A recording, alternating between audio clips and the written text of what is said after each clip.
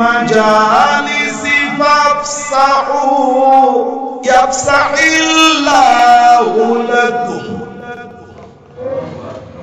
হে ইমানদারগণ যখন তোমাদেরকে কোনো মজলিসে চেপে চেপে বসতে বলা হবে অবশ্যই অবশ্যই চেপে চেপে বসবে এর বিনিময়ে তোমাদের জন্য জান্নাতের জায়গায় বসবাস করে রাখা হয়েছে এইখানে সুবহানাল্লাহ কি মুখী না মাজায় আর হাঁটুতে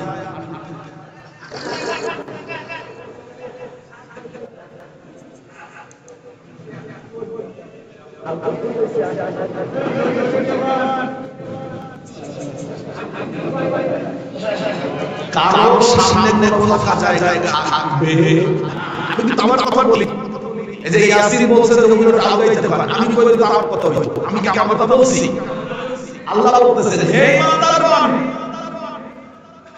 যখন তোমাদেরকে কোনো মজলিসে চেপে বসতে বলা হবে অবশ্যই অবশ্যই চেপে বসবে কথা কার আদেশটা কার এই কালো জামাই ছেলে তুই ওদিকে বসছিস কেন নো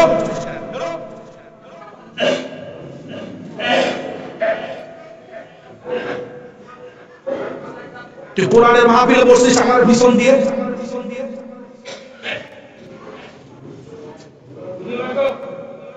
ভাগ্যে বলো যে আমি কালকে থাকবো না না হলে আমি তোর ধরতাম যে তুই কোথায় লেখাপড়া করিস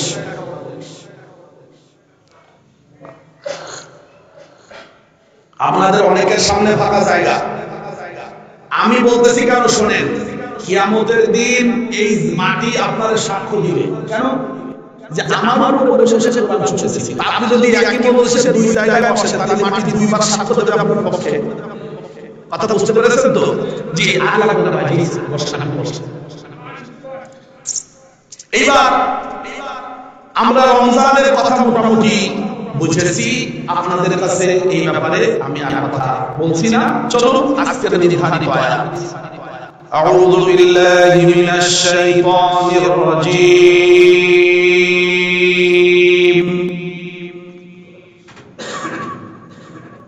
বিসমিল্লাহির রহমানির রহিম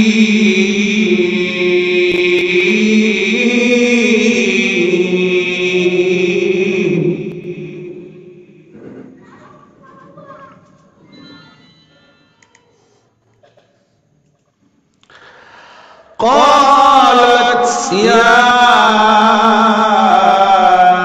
أيها الملأ أفتوني في أمري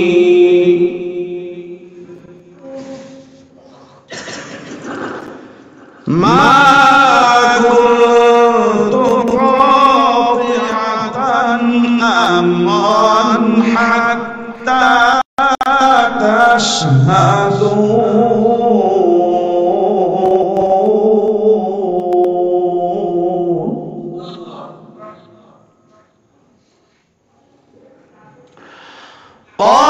قالوا نحن أولو قوة وأولو بأس شديد والأمر إليك فانظري ماذا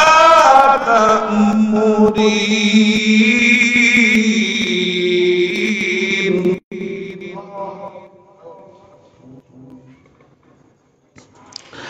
قالت إن الملوك إذا دخلوا قرية أفسدوها وجعلوا أعزة أهلها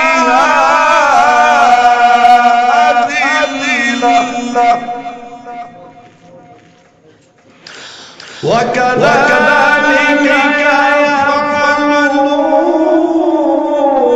يفعلون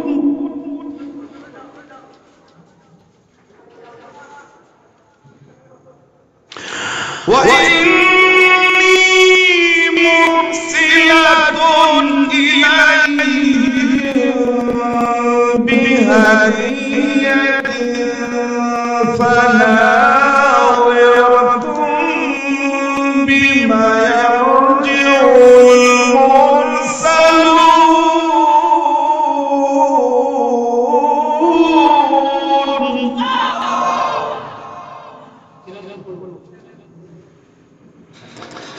فلما جاء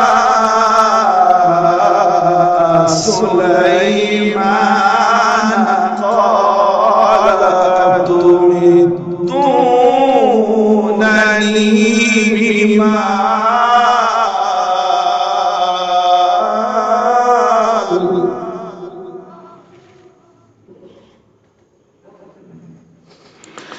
قال أتمدونني بمال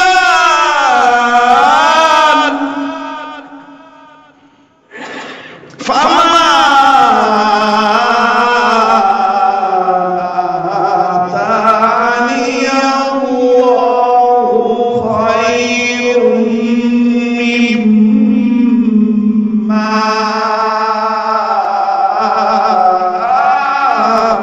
آتاكم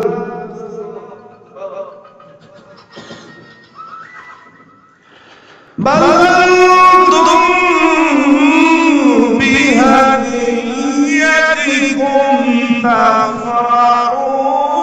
تفرحون ارجع إليهم فلنأتينهم بجنود لا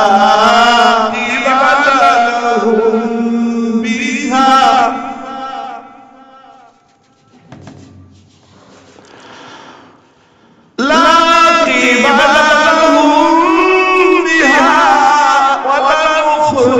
ولنخرجنهم منها أذلة وهم صاغرون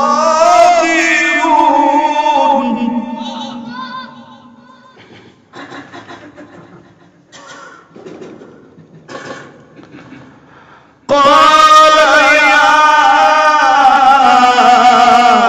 أيها الملأ أيكم يأتيني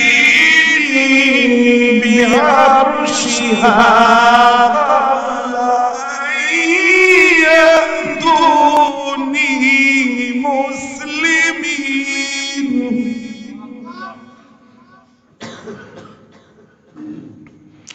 قال عفريت من الجن أنا آتيك به قبل أن تقوم من مقامك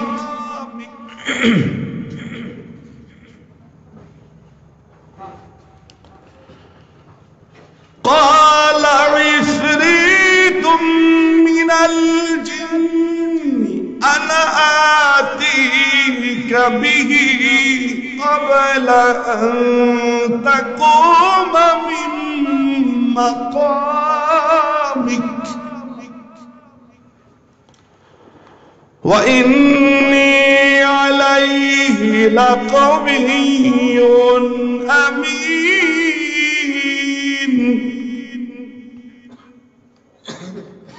قال الذي عنده علم من الكتاب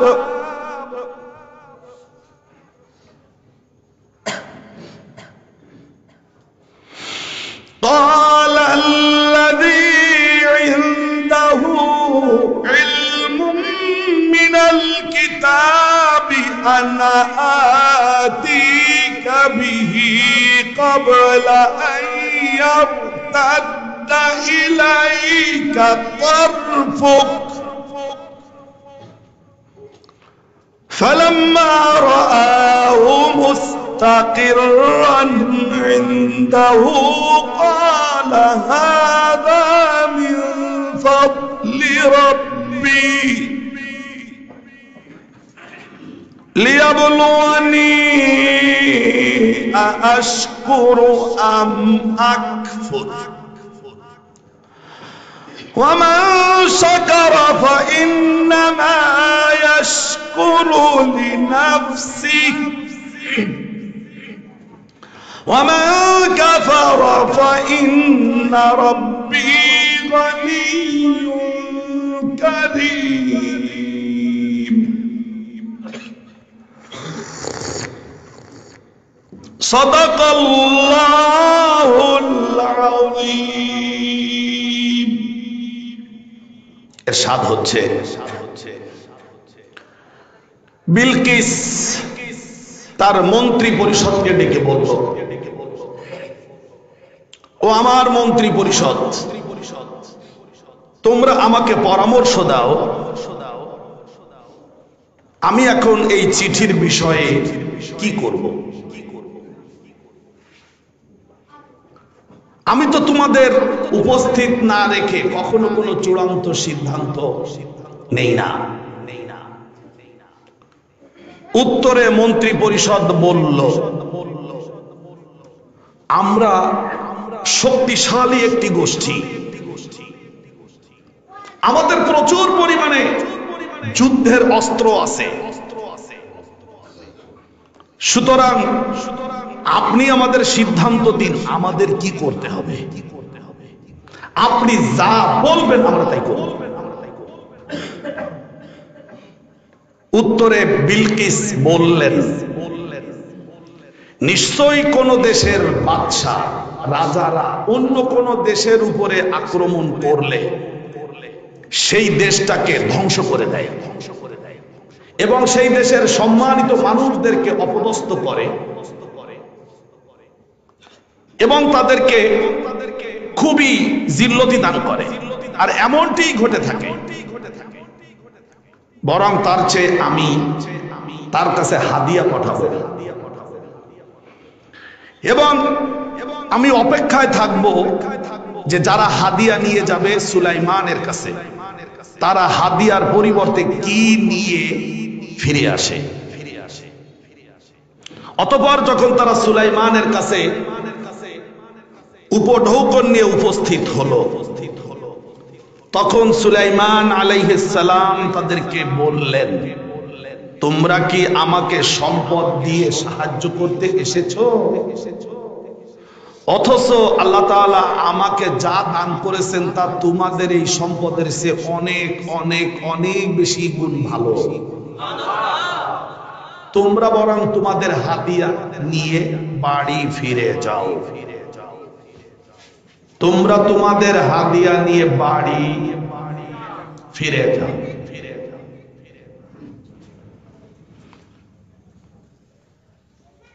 তোমরা বাড়িতে ফিরে যাও। অবশ্যই আমি তোমাদের আক্রমণ করার জন্য এমন এক সৈন্যবাহিনী নিয়ে আসতেছি যাদের মোকাবেলা করার যোগ্যতা তোমাদের নাই, এবং তোমাদেরকে সেই সাবা থেকে বের করব অপমান অপদস্থ করে এবং ছোট করে। এরপর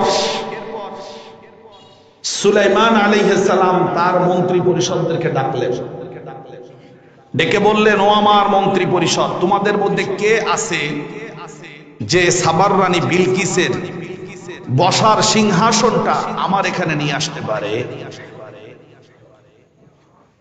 তখন জিনদের মধ্য থেকে ইফরিত নামে একটি জিন ছিল, সে বলল, আমি এটা আপনার কাছে এনে দিতে পারি।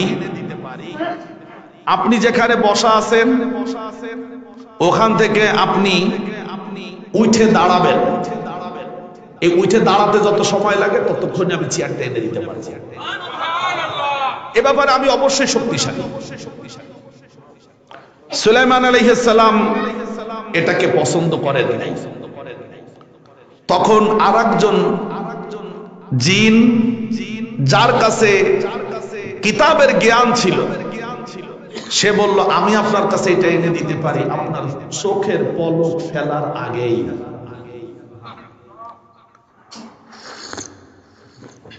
সুলাইমান আলাইহিস সালাতু ওয়াস সালাম অনুমতি দিলেন, সাথে সাথে সে চেয়ারটা এনে তার সামনে রাখলেন।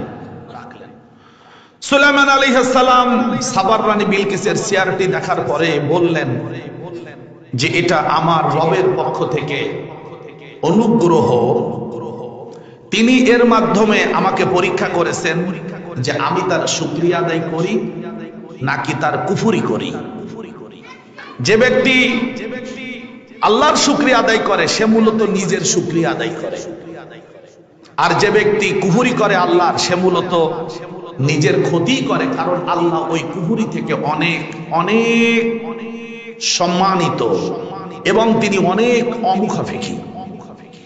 বারাকাল্লাহু লানা ওয়া লাকুম ফিল কোরআনিল আযীম ওয়া নাফা'নি ওয়া ইয়্যাকুম লিমা ফীহি মিনাল আয়াতি ওয়ায যিকরিল হাকীম ইন্নাহু তাআলা জাওয়াদুন কারীম মালিকুন বাররুন গফুরুর রহিম। সম্মানিত হাজিরিন, আমি আপনাদের সামনে সূরাত আন-নামলের 32 থেকে 40 নম্বর আয়াত পর্যন্ত আমি তেলাওয়াত এবং অনুবাদ পেশ করেছি। এই আয়াতে কারিমাগুলির আগে কিছু কথা আপনারা আগের আলোচনায়, আজকের প্রথম অধিবেশনের মেহমান তিনি আলোচনা পেশ করেছেন 25 থেকে 31 আয়াত পর্যন্ত। সুতরাং আপনারা এর আগের কিছু কথা জেনেছেন। সুলাইমান আলাইহিস সালাতু ওয়াস সালাম এর একটা পাখি ছিল তার রাষ্ট্রে, যেই পাখিটি আপনার পিয়নের কাজ করত, পিয়ন চিঠি আদান প্রদানের কাজ করত। আর সুলাইমান আলাইহিস সালামকে আল্লাহ তাআলা যোগ্যতা দান করেছিলেন, তিনি সব প্রাণীদের ভাষা বুঝতেন। কোরআনে আল্লাহ তাআলা বলেছেন উল্লিমনা মানতিকাত তাইর, সুলাইমান আলাইহিস সালাম বলেছেন আমাকে পাখিদের ভাষাও শিক্ষা দেওয়া হয়েছে। সুবহানাল্লাহ। মূলত এই ভাষা বোঝা বা শিখার ব্যাপারে একটা ছোট্ট তথ্য আপনাদের দিতে চাই, বলবো। আমরা যে আওয়াজটা শুনতে পাই এটাকে কিলোহার্জ বলে, কিলোহার্জ।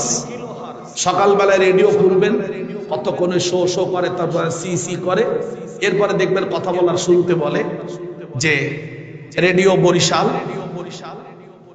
শুরু হচ্ছে সকালের অধিবেশন। অধিবেশন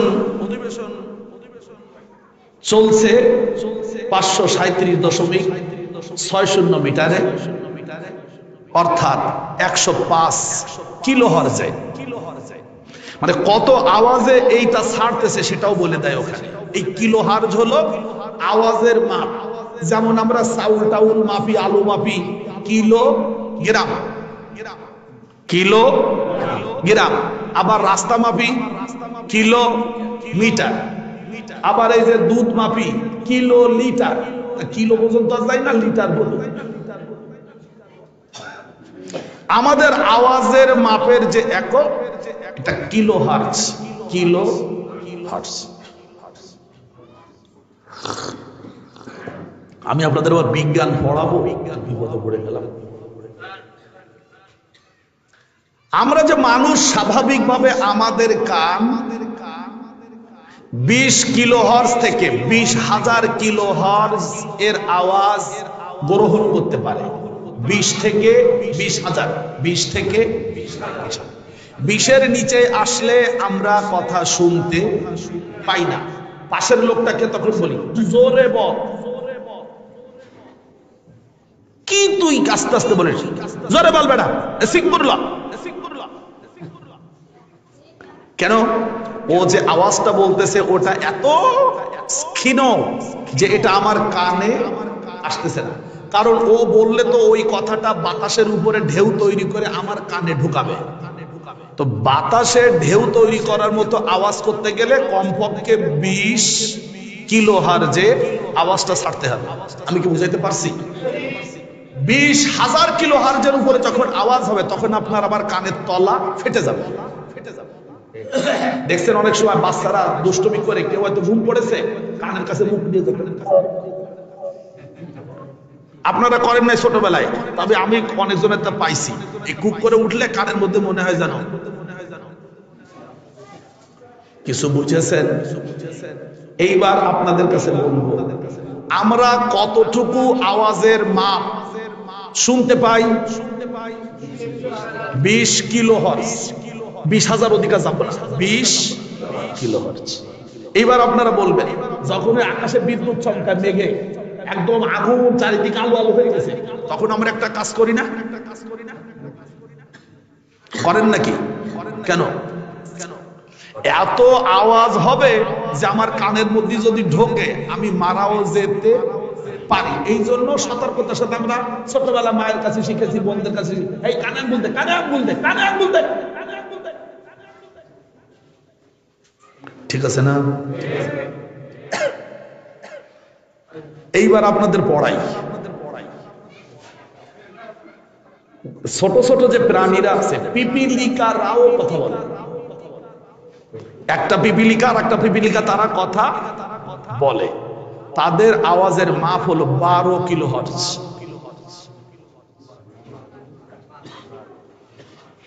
গাছেরাও কথা বলে, গাছেরা কথা বলে পাশাপাশি থেকে।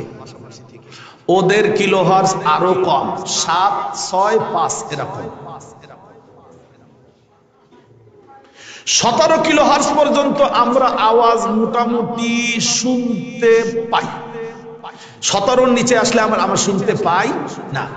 আল্লাহ তাআলা সুলাইমান আলাইহিস সালামের কানের শ্রবণ শক্তি একদম 0 হার্জ থেকে 20,000 পর্যন্ত শক্তিশালী করেছিলেন, যে কারণে তিনি সবার ভাষা শুনতে পেতেন। আর শোনার পরে তো বুঝতেন, আল্লাহ যেহেতু তাকে শিক্ষা দিয়েছেন। আমি কি কথাটা বোঝাতে পেরেছি? এখন এইটাকে আপনি বলবেন এটা একটা বানোয়াট কথা। না না না, ওরা সুলাইমান কোরআনের কথা ভুয়া। নাউজুবিল্লাহ। কোরআনের কথা সঠিক, তোমার আমার বুঝে ভুল থাকতে পারে। আমি কি বোঝাইতে পারছি? ছোট্ট করে বলি, আপনারা এর আগে গিয়ে দেখেছেন, গতকালকের আলোচনায় ছিল সুলাইমান আলাইহিস সালাম যখন পিপিলিকাদের উপত্যকায় আসলেন, হাত্তা ইদা আতাউ আলা ওয়াদিন নামলি قالت نملة يا أيها النمل ادخلوا مساكنكم لا يحطمنكم سليمان وجنوده وهم لا يشعرون। সুলাইমান আলাইহিস সালাম পিপিলিকাদের উপত্যকায় আসলেন। পিপিলিকাদের যে নেত্রী, পিপিলিকাদের নেত্রী কিন্তু নামলাতুন, মহিলা।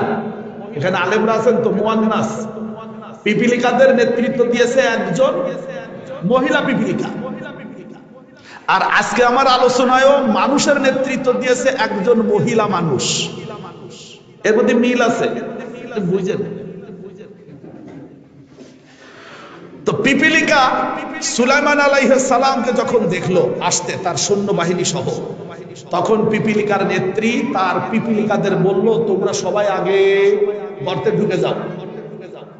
কোথায় ঢুকতে বলছে? গর্তে ঢুকে যাও। খবরদার বাইরে থেকো না, ঢুকে যাও। সুলাইমান আর তার সৈন্যবাহিনী তোমাদেরকে টের পাবে না, তোমাদের পায়ে ফিসে মেরে ফেলবে। সুলাইমান আলাইহিস সালাম পিপিলিকার নেতৃত্বের এই কথা আর গুণাবলী দেখে মুস্কি ফাতাবাসসামা দাহিকাম মিন কওলিহা। কওলুন বলতে এমন শব্দকে বোঝায় যা একজনে বললে আর একজনে শোনার পরে আশেপাশে কেউ থাকলে তারাও শুনতে পায়। এটা হচ্ছে কওলিনের মাপকাঠি। যেহেতু আমি আরবি সাহিত্যের একজন ক্ষুদ্র ছাত্র, তাই বলতেছি। মানে পরস্পর দুইজনে খালি শুনলেই হবে না, পাশে যদি কেউ থাকে সেও শুনলে বুঝতে পারবে দুজনে কি বলেছে। এইটাকে বলা হয় কওলুন। তা যদি না হয় তাহলে হবে আত-তাখাফুতু, কানে কানে ফিসফিস করে কথা বলা। আপনারা বলবেন সুলাইমান আলাইহিস সালাম তাহলে পিপিলিকার কথা শুনেছেন, এরপরে তিনি মুস্কি হেসেছেন।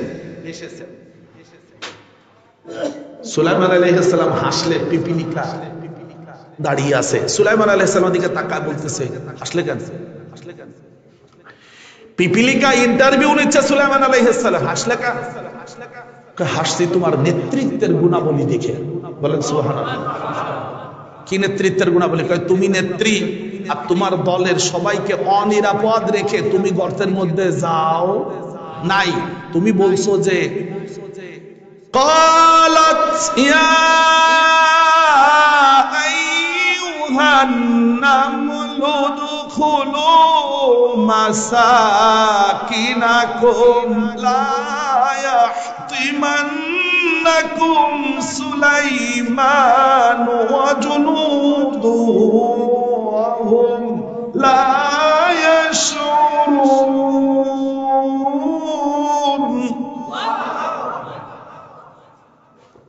তুমি অরিজিনালি নেত্রী, তোমার অনুসারী যারা আছে সবাই গর্তে না ঢুকায় দিয়ে তুমি যাও নাই।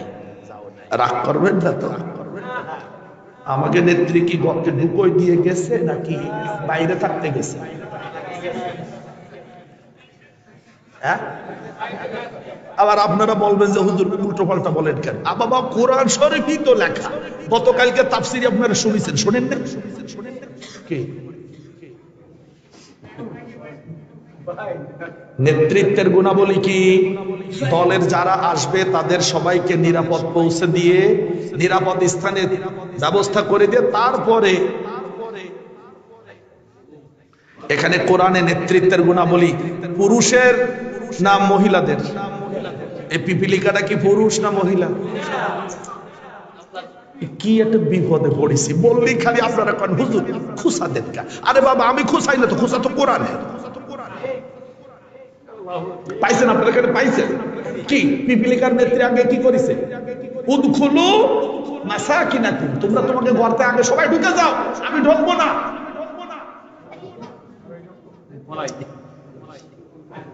মিলছে?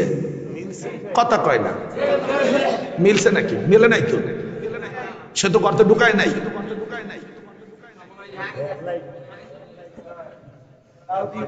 তো কি একটা বিপদে পড়েছি আমি। এই কথা বললি যে এই তাফসীর করি সে আপনারা কোন হুজুর? আরে বাবা এই জায়গায় যা আছে সেটা বললাম, বাস্তবতার সাথে আপনারা মেলবেন না। সুলাইমান আলাইহিস সালামকে পিপিলিকা বলল তুমি তো নবী সুলাইমান। এই পিপিলিকা তায়েফে, তায়েফে পিপিলিকার সাথে দেখা হয়েছিল। তায়েফ, যে তায়েফে রাসূলুল্লাহ গিয়েছিলেন। আপনাদের কাছে ছোট্ট করে আমার জানার বিষয়, পিপিলিকাটা কি বাইতুল মুকাদ্দাসে গিয়ে আগে সুলাইমান আলাইহিস সালাম দেখে আসছিল? চিনলো কি করে? চিনলো কি করে? আল্লাহ তাআলা পৃথিবীতে যত প্রাণী সৃষ্টি করেছেন সব প্রাণীদেরকে নবীদের জ্ঞান দিয়ে দিয়েছেন যে ইনি নবী, ইনি, এটা আল্লাহ তাআলা সব প্রাণীদেরকে দান করেছেন। এগুলো মুজিজা, এগুলো আপনি বুঝবেন না, আমি বুঝবো না, তবে আমি কিছুটা অনুভব করেছি। কথা ঠিক। পিপিলিকা জিজ্ঞেস করলো তোমার আব্বার নাম কি? মাসমাবিক, বাপের নাম কি? সুলাইমান রাসূল সিদ্দিকার আল্লাহ। পিপিলিকা আবার ইন্টারভিউ নিচ্ছে, বাপের নাম কি? বললেন দাউদ। তোমার আব্বার নাম দাউদ রাখছে কেন? লিমা সুমিয়া দাউদ দাউদান, তোমার বাপের নাম দাউদ রাখছে কেন? সুলাইমান আলাইহিস সালাম আমি জানি না। জানি না মানে এই জন্য যে পিপিলিকার দেখি কি বলে আমি জানি না, তুমি বলো। তো পিপিলিকা উত্তরে বলতেছে লিআন্নাহু ইউদাউন নাস, তোমার বাপ মানুষের কলবের রোগের চিকিৎসা করতেন, সেই জন্য আল্লাহ তোমার বাপের নাম দাউদ রাখিছে। সুলাইমান আলাইহিস সালাম ভাবলেন এ তো পিপিলিকা, কঠিন পিপিলিকা, এর সাথে তোমার কিছুক্ষণ সময় কাটানো দরকার, তাহলে আরো জ্ঞান লাভ করা যেত। কষ্ট পাচ্ছেন না তো? আচ্ছা, তাহলে পিপিলিকার নেতৃত্ব বুঝতে পারছেন তো? সর্বনাশ রে, সর্বনাশ রে। আজকের যে আয়াত, সুলাইমান আলাইহিস সালাতু ওয়াস সালামের দরবারে একটা পাখি থাকতো যার নাম হুদ। হুদ আমাদের দেশে কাঠঠুকরা পাখি আছে না? কাঠঠুকরা,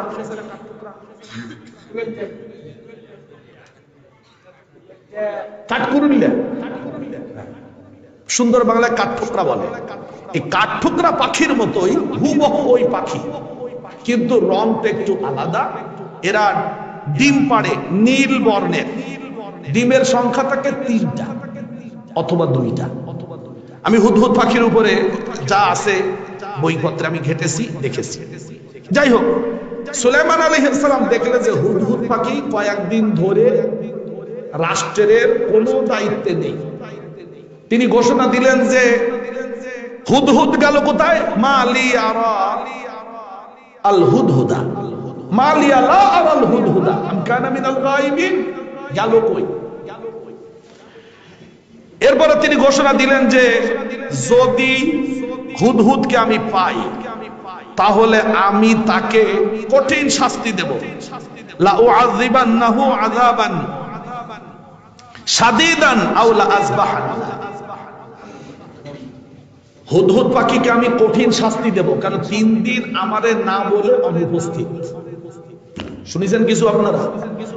হুদহুদ রাষ্ট্রের কর্মচারী একটা পাখি। হুদহুদ রাষ্ট্রের কর্মচারী পাখি। সে রাষ্ট্রপ্রধানের কাছে ছুটি না নিয়ে 3 দিন অনুপস্থিত। তিনি ঘোষণা দিলেন, লা উআযিবান্নাহু আযাবান শাদীদা, আমি ওকে কঠিন শাস্তি দেব। এই আয়াত দ্বারা কি বুঝেছেন? গতকালকে তো তাফসীর হয়েছে, আমি জানি না যারা মুফাসসির ছিলেন তারা নিশ্চয়ই কথা বলেছেন। যদি কোনো কর্মচারী দায়িত্বে অবহেলা করে, অফিস থেকে অফিসের প্রধান কাছে ছুটি না নিয়ে চলে যায়, তাহলে তাকে, আরে শোকজ তো বাংলা, শোকজে কি হয়? একদম হাসতে বাড়ি হইবে 3 বার। কয়টা? এই আয়াতে তার দলিল। পাখিকে তিনি ঘোষণা দিচ্ছেন পরে যে না হয় তাকে জবাই করে দেব, আউলা আযবাহান্নাহু, কি করব? যদি অপরাধ গুরুতর হয় তাহলে জবাই, যদি স্বাভাবিক অপরাধ হয় তাহলে ওর পিডাম। কথা কিছু বুঝেছেন? আমাদেরকে সরকারি নিয়মে বলা হয়েছে যে কারোর মারা যাবে না, শোকজ, অথবা 3 দিনের বেতন কাটা। বুঝেছেন তো? এই আয়াতের দলিল হিসেবে গ্রহণ করা হয়েছে, আপনাদের অধীনস্থ যদি কোনো পশু থাকে, পাখি থাকে, তারা যদি কাজ না করে তাহলে তাদেরকে 2টা বাড়ি দেওয়া যাবে। আপনারা কখনো কখনো গরু ছাগলকে ইচ্ছে মতো মারেন, ইসলামী শরিয়াতে এটার অনুমতি নাই। কারণ এই আলোচনা আবার আপনারা বেঁচে থাকবেন, আবার 50 বছর পরে আলোচনায় আবার আসবেন, সেজন্য আমি একটু যেহেতু কাছাকাছি আছে তো তাই বলে দিচ্ছি, গরু ছাগল বিড়াল ইচ্ছে মতো মারা যাবে না। যদি কোনো অপরাধ করে তাহলে বাড়ি একটা দিলে যদি হয়ে যায়, যদি মারাত্মক করে তো 2টা। তবে আমার হাড় ভাঙ্গা বাড়ি না, একজন কাগলার এলাম বেড়া, ওর কথাই হলো কাড়ি, একজন কাড়ি বেঁধে কাড়ি ভাঙ্গা যাইবে না। মনু আমনের কাড়ি ভাঙ্গার একজন আছে উপরে, পরিষ্কার চলে। তো এবার আমরা চলে যাব, সুলাইমান আলাইহিস সালাতু ওয়াস সালাম চিঠি লিখলেন হুদহুদ পাখি নিয়ে। এটা সাবার রানী বিলকিস। মূলত বিলকিস ছিল তার বাবার একমাত্র সন্তান, কন্যা সন্তান। সাবা একজন ব্যক্তির নাম, তার নামে এলাকার একটা রাজা ছিল, সে তার নামেই তার রাজ্যের নাম হয়েছে সাবা। তো এই সাবা রাজ্যের রানীর নাম হলো বিলকিস। বিলকিস মূলত সুরাহবিল এর কন্যা। এ বেচারা মারা যাওয়ার পরে তার নিয়ম অনুযায়ী শুধু মেয়েটাই রাষ্ট্র ক্ষমতা বসার মতো ছিল, সেই মেয়েটা ক্ষমতায় বসলো। কিন্তু দুর্ঘটনা হলো তারা সবাই সূর্যের পূজা করত। কার পূজা? সূর্য উঠলে তারা সিজদায় পড়ত। সুলাইমান আলাইহিস সালাতু ওয়াস সালামকে এই সংবাদটা দিল হুদহুদ পাখি। সুলাইমান আলাইহিস সালাতু ওয়াস সালাম হুদহুদ পাখির কথাকে সত্য মিথ্যা কিচ্ছু বলেন নাই, চুপচাপ। তিনি চিঠি লিখলেন। চিঠি লিখে বললেন, এই চিঠি তুমি দিয়ে আসো। সাবার রানী বিলকিস ঘরের ভিতরে বিশ্রাম নিচ্ছিল, এরকম রেলিং এর উপরে হুদহুদ পাখি এসে বসলো। বিলকিস দেখলো, বাহ, একটা সুন্দর পাখি, তার মুখে একটা কাগজ, চিঠি। এইবার সে উঠে বসলে চিঠিটা ফেলে দিল, কারণ একটা কাগজ ফেলে দিলে তো আর হবে না, ওখানে তার চিঠির বাক্স নাই। ওই চিঠিটা যেন উনি ঠিক মতো হাতে পান, সেই জন্য তিনি কৌশল অবলম্বন করেছে। ওই পাখিটা রেলিং এর উপরে বসছে, সাবা রানী বিলকিস দেখতেছে শুয়ে পড়ে পড়ে, হঠাৎ দেখে পাখি বাহ উঠছে। উঠলে পাখিটা চিঠি ফেলে দিয়েছে, চিঠি ফেলে দিয়ে উড়ে বাইরে চলে গেছে। কথা বুঝতে পারছেন তো? বিলকিস চিঠি খুলে পড়ে দেখলেন, যেটা আপনারা প্রথম অধিবেশনে শুনেছেন। চিঠিতে কি লেখা ছিল? ইন্নাহু মিন সুলাইমান ওয়া ইন্নাহু বিসমিল্লাহির রাহমানির রাহিম আল্লাহ তাআলু আলাইয়া ওয়া আতুনি মুসলিমিন। চিঠিতে লেখা ছিল ইন্নাহু মিন সুলাইমান, এটা সুলাইমানের পক্ষ থেকে লেখা চিঠি। বিসমিল্লাহির রহমানির রহিম, পরম করুণাময় অতীব দয়ালু আল্লাহর নামে লেখা। শুরু করা, খবরদার চিঠি পাওয়ার পরে কোনো বাড়াবাড়ি করবে না। আল্লাহ তাআলা কোনো বাড়াবাড়ি করবে না। আলাইয়া, আমার চিঠির উপরে, ফাতুনি মুসলিমিন, তোমরা সবাই আনুগত্য করে আমার কাছে চলে আসবে। এখন এই চিঠি পাইলে একটু হুমকি আর বাড়ে না? কি হইলে আমার হুমকি দেয়, আমি হইলাম রাজা, যে চিঠি পেয়েই আনুগত্য করে আমার কাছে চলে আসবা, কোনো বাড়াবাড়ি হরবা না। মহিলা মানুষ দেশ পরিচালনা করে, নিশ্চয়ই তার মাথায় কিছু বুদ্ধি সাধ্যি আছে। খুব ভালো করে খেয়াল করুন, আজকের কিছু গুরুত্বপূর্ণ পড়া আছে যা আমি আপনাদেরকে চোখে আঙ্গুল দিয়ে দেখাতে চাই, তবে আপনাদের ধৈর্য দরকার। সাবার রানী বিলকিস এই চিঠি পেয়েই তার মন্ত্রী পরিষদের সভা ডাকলেন, সাংসদদেরকে ডাকলেন, তাড়াতাড়ি আসো, সেক্টর রাই পড়ো। কি সেক্টর রাই পড়ো? হগলটি আইলে আওনের পরে এইবার সিডি পরে হবে হুনাইলে। চিঠিতে কি লেখা আছে সে বলল যে, ও আমার মন্ত্রীরা, ও আমার সংসদ সদস্যরা, আমার কাছে একটি সম্মানিত চিঠি এসেছে। কি চিঠি? তিনি বলেছেন সম্মানিত কেন? এই যে বিসমিল্লাহির রহমানির রহিম, আবার চিঠিটা আবার একটু খামে আটকানো, বুঝতে পারছেন তো? মানে খাম বলতেন তো, এই যে এর মধ্যে বয়ান দেয়, আবার মুখ আটকে নেয় আটা দিয়া, এর মধ্যে সিডি। সাধারণত সেই যুগে খোলা চিঠির প্রচলন ছিল, তো খোলা চিঠি খুব একটা দামি হতো না, কিন্তু চিঠিটা যেহেতু খামে আটকানো পেয়ে তিনি বললেন তার ভাষায় চিঠিটা সম্মানিত। জোরে বললেন সুবহানাল্লাহ। চিঠিটা 3 লাইনের চিঠি, মিন সুলাইমান, বিসমিল্লাহির রহমানির রহিম, আল্লাহ তাআলা আলাইয়া ওয়া আতুনি মুসলিমিন, শেষ। ভয় পেয়ে গেল। এবার মন্ত্রী পরিষদ ডাকলো, ডাকার পরে তিনি বললেন, কি বললেন? যে তোমরা শুনে নাও যে আমার কাছে একটি সম্মানিত চিঠি এসেছে। এইবার চিঠিতে আমার করণীয় কি তোমরা বুদ্ধি দাও। কালাত, বিলকিস বললেন, ইয়া আইয়ুহাল মালাউ। মালাউন শব্দের অর্থ হলো নেতা।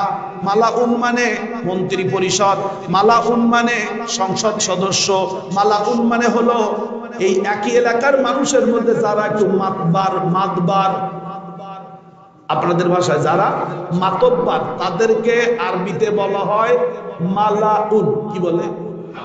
মালাউন। তো তার দেশের মধ্যে যারা সেরা মানুষ তারা মালাউন, তাদের সবাইকে ডেকে বলল কি, আফতুনি, তোমরা আমাকে ফতোয়া দাও। কি দাও? বাংলাটা বলবেন, ফতোয়ার বাংলা কি হবে? বুদ্ধিমত দাও, পরামর্শ দাও, সিদ্ধান্ত দাও। একবার হাইকোর্ট থেকে রায় হলো না বাংলাদেশে ফতোয়া দেয়া নিষিদ্ধ হয়েছিল, তখন আমরা কথা বলেছিলাম যদি ফতোয়া দেওয়া নিষিদ্ধ হয় তাহলে উকিলরা ওকালাতি করতে পারবে না, কারণ ফতোয়া আরবি শব্দ, এটা কোনো মানুষের বানানো শব্দ না।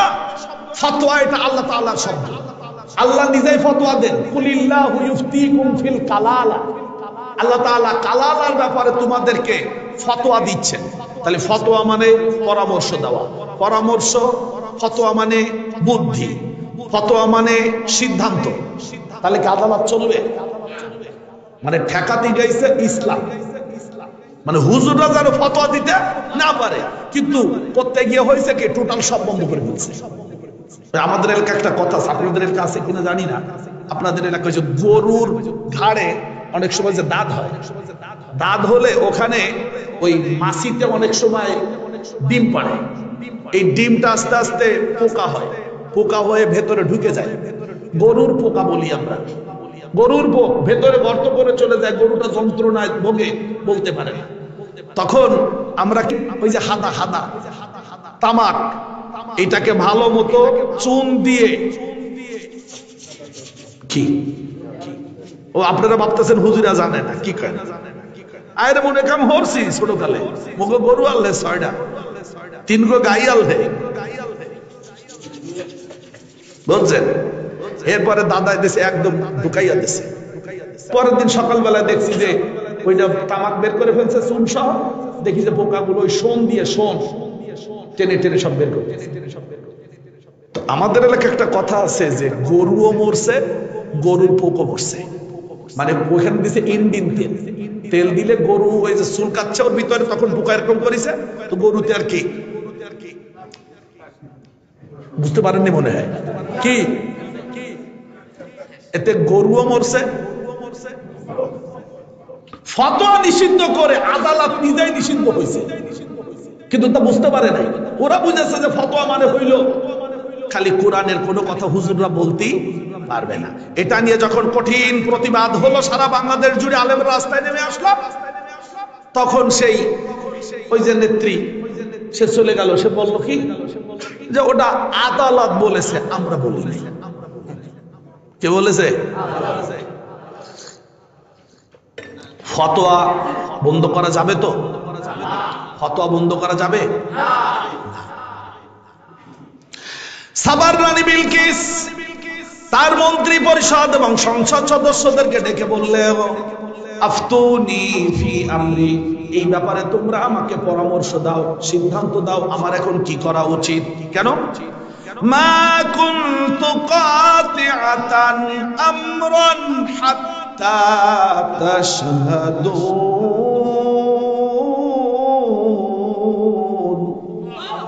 তোমরা অনুপস্থিত থাকলে আমি কোনো চূড়ান্ত সিদ্ধান্ত নেই না। কাতিআতান মানে হলো চূড়ান্ত, কাতিআতান চূড়ান্ত।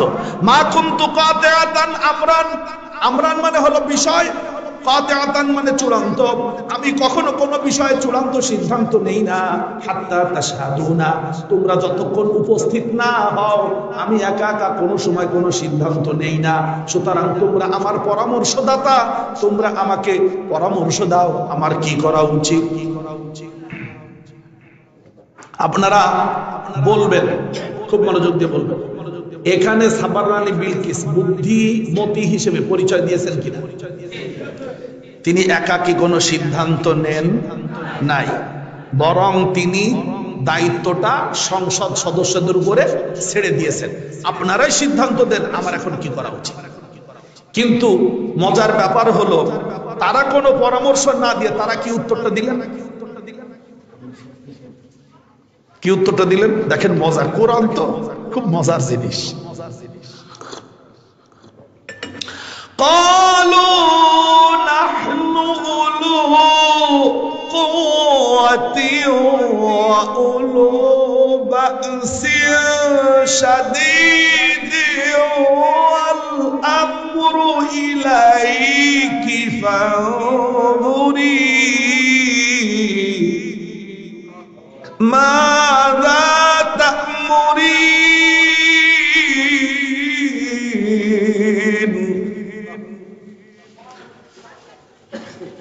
সংসদ সদস্য মন্ত্রী পরিষদ উত্তরে বলল, নাহনু উলু কুওয়াতিন, আমরা হলাম গায়ে বল শক্তিওয়ালা, উলু বাসিন শাদীদিন, আমাদের প্রচুর পরিমাণে যুদ্ধের অস্ত্র আছে, যুদ্ধের ট্রেনিং আছে, আমাদের গায়ে বল শক্তি আছে, কি করতে হবে আপনি বলেন। মানে ভাব হচ্ছে এরকম, মানে এখনই আর কি সুলাইমানের বিরুদ্ধে একটা কিছু বলেন, কি করতে হবে আপনি, আপনার হুমকি দেয়, কি পড়ে করেছে, বুঝতে পারতেছেন ব্যাপারটা? এটা কি বুদ্ধিমানের কথা? বিলকিস মুসমুস করে হাসতেছে যে আমি চাইলাম পরামর্শ, তারা দেখে আমার এক ধাপ আগা দিচ্ছে যুদ্ধের দিকে, যুদ্ধের দিকে আগা দিচ্ছে। খুব ভালো করে বুঝবেন। সেজন্য কৌশল করে সাবার রানী বিলকিস উত্তরে বললেন, শোনো, তোমরা যা করতে চাচ্ছ গায়ে বল শক্তি আছে ভালো কথা, তোমাদের যে বল শক্তি, যে চিঠি লিখছে তার কত সৈন্য আছে, তার কতগুলো অস্ত্র আছে, তার লোকজন কত উঁচু লম্বা, গায়ে বল শক্তি কেমন, না জেনে শুনে ঘরের মধ্যে মুস্তান। ভালো করে বুঝবেন, যুদ্ধ করতে গেলে সেই দেশের খবর নিতে হবে না।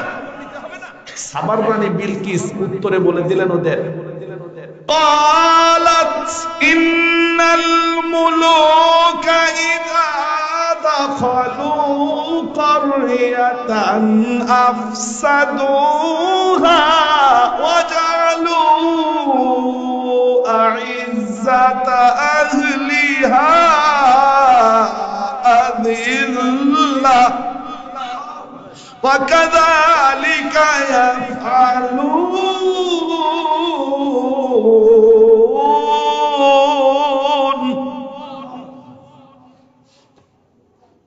শোনো ও মন্ত্রীরা, যুদ্ধ ডাকে নিয়ে আসো না। কোন রাজা যদি কোন দেশ আক্রমণ করে, তাহলে ওই দেশের যারা বুদ্ধিমান মানুষ, সম্মানী মানুষ, তারাই তো দেশ চালায়। বুদ্ধি দিয়ে দেশ চালায় কারা? আপনারা এই যে ভিটে বাড়িয়া এখানে থাকেন, যদি কোনো বড় ধরনের সমস্যা দেখা দেয়, তখন আপনারা কি সব সাধারণ মানুষ ডাকার পরে আপনাদের কাছে পরামর্শ দিলে কি বলবেন? এই আমাকে নেব আছে, মেম্বার সাহেব আছে, মসজিদের ইমাম সাহেব আছে, অমুকে আছে, এরা আপনারা এই কজনের সিদ্ধান্ত নেন, আমরা মানুষ, আমরা কি বলবো? তাহলে যদি ওই দেশটাকে যদি দখল করে, তাহলে প্রথমে হাত করতে হবে কাদের? ওই যারা মাতবার, তাদেরকে মারতে হবে। কাদেরকে? মাতব্বারদের। বন্দি করতে হবে কাদের? মাতব্বারদের। কথা কি বুঝতে পারছেন? সেই জন্য সাবার রানী বিলকিস খুব বুদ্ধিমত্তার সাথে বললেন, যুদ্ধ বাঁধাতে চাচ্ছ তাই না? আরে যুদ্ধ বাঁধলে কি হবে জানো? এই তোমরা যারা সম্মানী লোক, এমপি মন্ত্রী আছো, সংসদ সদস্য আছো, সকলের এক সেট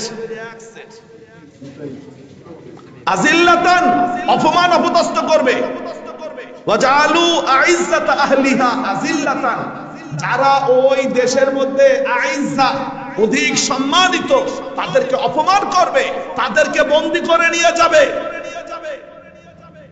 কিছু বোঝো না? দেখেন একজন মহিলা তার দূরদর্শিতা কত দূর। রাষ্ট্রীয় ক্ষমতায় বসা, ইমান না থাকলে কি হয়েছে? সে বুঝতেছে যে আমি যদি এই যুদ্ধ বাধাই, আমি হলাম মহিলা মানুষ, এদের কাছে পরামর্শ চাইলাম যে এরা আমাকে পরামর্শ দিল, এরা তো পরামর্শ দিল না, বরং আমার ঠেলে দিচ্ছে। কথা বলেন না কেন? এই গেটের ওই জায়গায় বাচ্চারা কথা বলতেছে, গেট, এই গেটের ওখানে 6টা বাচ্চা কথা বলছে, 6টা বাচ্চা, তার 3টা দৌড়ায় আসতে যাবে। এই 3টারে ধরেন, এই 3টারে ধরে গেটের দোকান, এদিকে আসবে, এদিকে ওই 3টারে ধরেন, ধরে এদিকে আসেন। ওরা ওই জায়গায় যাবে না, ওদেরকে ধরে এই জায়গায় মাঠে আনবেন, ধরেন আগে মাঠে আনবেন। এদিকে ওই ফিসাব করে এদিকে আসেন।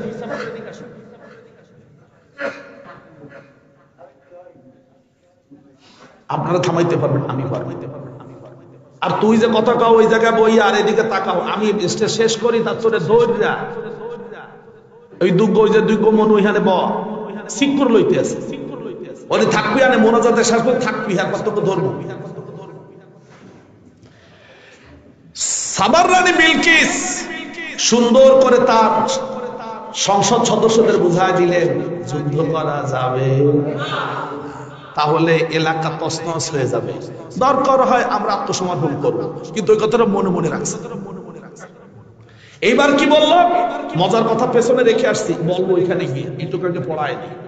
সে বলল যে আমি হাদিয়া দিয়ে লোক পাঠাবো সুলাইমানের কাছে, ওই হাদিয়া নিয়ে গিয়ে দিবে, আর দিয়ার ফাঁকে ঘুরে আসবে, দেখে আসবে তাদের অস্ত্র শস্ত্র কেমন, লোকজনের স্বভাব চরিত্র কেমন, তারা যোদ্ধা হিসেবে কেমন, উসুলম্ব কতটুকু, তাদের রাজপ্রাসাদ কেমন। এটা গুল্লা দিলে বসতে পারবে না। কি কথা বুঝলেন আপনারা? এইখানে বইয়া তোমরা যে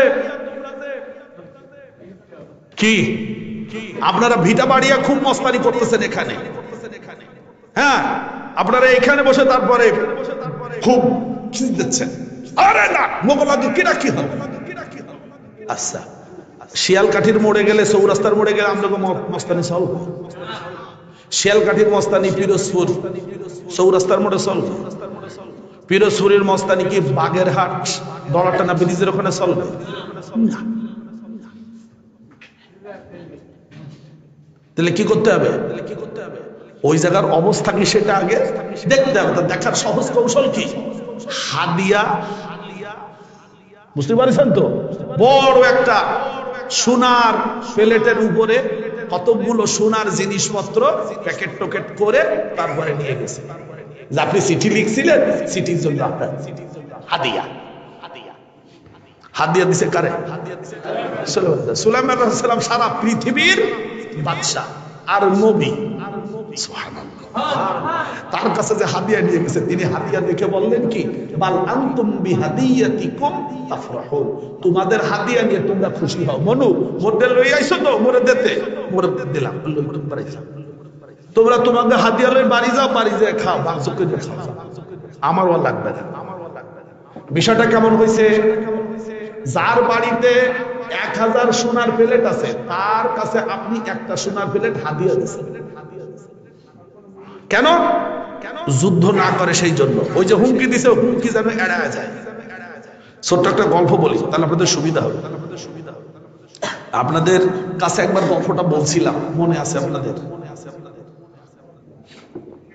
আমি গেছি দিনাজপুরে মাহফিল করতে। দিনাজপুরে একটা জেলা আছে আমাদের, জানেন তো, বাংলাদেশে একদম উত্তর অঞ্চলে, পঞ্চগড় এর আগে খানসামা থানা। তো মাহফিল করতে গেছি। তো মাহফিলে যে বাড়িতে আছে উনি মেম্বার সাহেব। তো উনি আমারে বলতেছেন কথা প্রসঙ্গে যে, হুজুর আপনি খুলনা থেকে আসছেন, আপনি কি মাছ খাওয়াবো? মাছ মানে মাছ খাওয়া, মাছ তা উচ্চারণটা মাছ। তা আমি জিজ্ঞেস করছি কি মাছ খাওয়াবেন ভাইজান? বলে সন্ডাল মাছ খাওয়াবো। সন্ডাল মাছ? সন্ডাল মাছ তো জীবনে কোনদিন নাম শুনি নাই। সন্ডাল মাছ। আমি বললাম যে ভাইজান মাছটা যখন আনবে আমাকে একটু দেখাবে, কারণ এই মাছটা আমি আসলে কখনো দেখিনি। তো মাছ তো নিয়ে আসছে। মাছ আনার পরে আমি তো ঘুমাইছি। তো উনি আমার গিয়ে ডাকতেছে যে হুজুর গোসল করবেন না? বলে হ্যাঁ করবো। তো তা গোসল করতে উঠছি, তখন আমি বলছি কি মাছ কি আনছে? তাকে হ্যাঁ হ্যাঁ মাছও দেখবেন, মাছও দেখবেন, গোসলও করবেন। আর ঠিক। তো গিয়ে দেখি যে উঠোনে ওই যে আপনার স্যাং আছে না, স্যাংটা উটকল, উটকলের এই খুব যদি বড় হয়, বড় মাছটা হলে এই আঙ্গুলের মতো, এরকম 6 থেকে 7টা মাছ উটকলের বাচ্চা উঠানের উপরে রাখা, লাফালাফি করতেছে। তা আমি দেখে বলছি ভাইজান আপনার সেই সন্ডাল মাছ বললে, সেই সন্ডাল মাছ কই? তো বলে এই তো সন্ডাল মাছ। তো আমি কিছু বুঝেছেন আপনারা? আমি বলতেছি যে সুন্দর তো অনেক, কত দূর থেকে আছে? কয় এখান থেকে 10 কিলোমিটার দূর থেকে মাছ আনছে। মাছ। ঘটনা হলো দিনাজপুর জেলায় কোনো নদী নেই, যা নদী আছে তাতে পানি হয় না। খাল নেই, বিল নাই, নালা নেই, আড়া নেই, বের নাই, কিছু নেই। শুধু ধান, দিনাজপুরের চাল শুনেছেন না? শুধু ফসলের ক্ষেত, ক্ষেত, ক্ষেত, ক্ষেত, ক্ষেত, আর কিছু। গোসল করার পানি শ্যালো টিউবওয়েলে ছাড়া নাই। এখন আমারে খাওয়াবে কি মাছ? সন্ডাল। আপনারা একটু বলেন তো, আমি জীবনে কোনদিন শোল মাছ পর্যন্ত খাই, টাকি মাছের মাথা খাই, নিচে আর খাই না। আর ওই যে উটকল, স্যাংটাহি, ল্যাটা, এ মাছের প্রায় 25টা নাম আছে বাংলাদেশে। এই মাছ আমি খাই না। যাই হোক, তো আমি চিন্তা করতেছি হায় হায়, আমি মেহমানের জন্য মাছ আনছে 10 কিলোমিটার দূর থেকে, তাহলে নিশ্চয়ই তাদের আগ্রহ আছে। তা আমি আর ওনার কিছু বলিনি, খুব জেনে রাখলাম আর কি মাছ। যাই হোক, মাছের তরকারি রান্না বাড়া করলো, খাইলাম, কি করা যাক, সে গল্প বলতেছি। এখন এই ঘটনার মতো হয়েছে সুলাইমান আলাইহিস সালামের কাছে ওই একটা প্লেটে কিছু হাদিয়া দিয়ে গেছে। ওই সন্ডাল মাছের নাহান বোঝেন আপনি দেখেন, এই খাপ বোঝেন তো? মুই হইল রামপাল্লিয়া মানু, অত উটকল অত খাই না, তাহিওয়া খাই না, ফৌলের একটু দুঃখ খাই। ওই উটকল লই আইছে বলে খাওয়াইছে, বুঝতে পারছেন তো? শেষ। এইবার এই পর্যন্ত থাকলো। চলুন আমরা আরো একটু পেছনে ফিরে যাব। যেখানে সুলাইমান আলাইহিস সালাতু ওয়াস সালামের চিঠি পাওয়ার পরে সাবার রানী বিলকিস মন্ত্রী পরিষদদের ডেকে বললেন, তোমরা আমাকে পরামর্শ দাও, আমি তোমাদের উপস্থিতি ছাড়া কোনো চূড়ান্ত সিদ্ধান্ত নেই না। এখানে আপনারা বলবেন, এই যে মন্ত্রীরা উত্তরে কি বলল?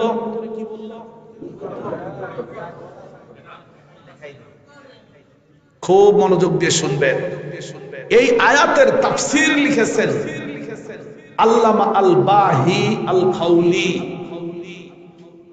মিশরের এক ক্ষণজন্মা পুরুষ যাকে ফাঁসি দেওয়া হয়েছিল জামাল আব্দুল নাসেরের সময়। আল ইখওয়ানুল মুসলিমুন, মুসলিম ব্রাদারহুডের সদস্য ছিলেন এবং তিনি ছিলেন মিশরের চিফ জাস্টিস। তিনি মুসলমানদের এই দলের উপরে অত্যাচার দেখে তিনি চিফ জাস্টিসের পদ ছেড়ে দিয়ে তিনি এই দলের উকিল হয়েছিলেন। পরে উনি কোরআন অধ্যয়ন করতে করতে তিনি কিতাবটা লিখে ফেলেন। কিতাবের নাম তাজকিরাতুদ দুআত। তাজকিরাতুদ দুআত। ওই কিতাব অধ্যয়ন করতে গিয়ে দেখলাম তিনি এই আয়াতের ব্যাখ্যা একটা চমৎকার কথা লিখেছেন। পাঠক, কোরআনের চশমাটা চোখে লাগান। কিসের চশমা? বলেন বলেন। কোরআনের চশমাটা চোখে লাগিয়ে আয়াতটার দিকে একটু ভালো করে তাকিয়ে দেখেন। কোন দেশের এই ফুলাফান গুলো আমি বুঝলাম না, নামাজ পড়া শুরু করেছে এইখানে, দুইজন ওইখানে সেই ছোটবেলার গল্প শুরু করেছে। কোন অনুভূতি নেই যে এখানে প্রায় 500-700 লোক নামাজ পড়তেছে। ওই আবার কথা দেখছেন, সৌভাগ্য যে আমার এলাকা না। আমার এলাকা হইলে আপনি বুঝতে পারতেছেন আমি খুব তেজি লোক, কিন্তু আমার এলাকার কাউরে বলতাম যে দুটো ধরে আগে এই জায়গায় নিয়ে তারপরে পিটা।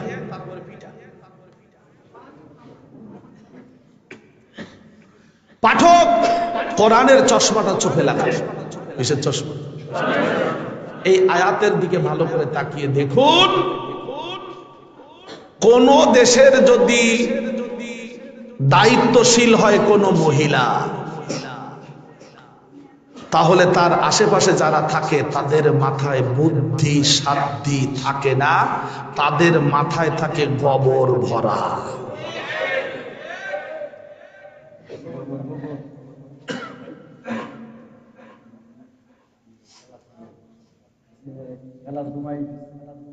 কি বুঝলেন? মহিলা যদি দেশের প্রধান হয়, তার আশেপাশে যত পুরুষ থাকে তাদের মাথায় আর কোনো বুদ্ধি থাকে না, তারা তাকে পরামর্শ দেওয়ার মতো কোনো ধরনের তাদের চিন্তা চেতনা থাকে না। তাদের কথা একটাই, হুকুম দেন কাম হাদিয়ালাই।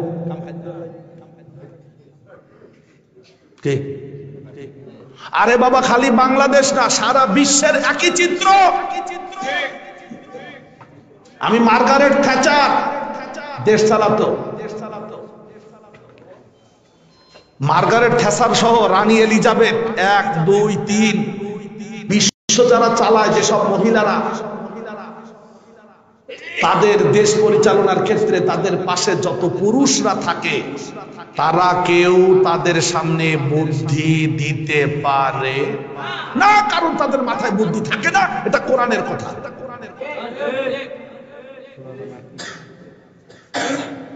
কিসের চশমা দিয়ে বুঝবেন এটা? পড়েছি বহু আগে,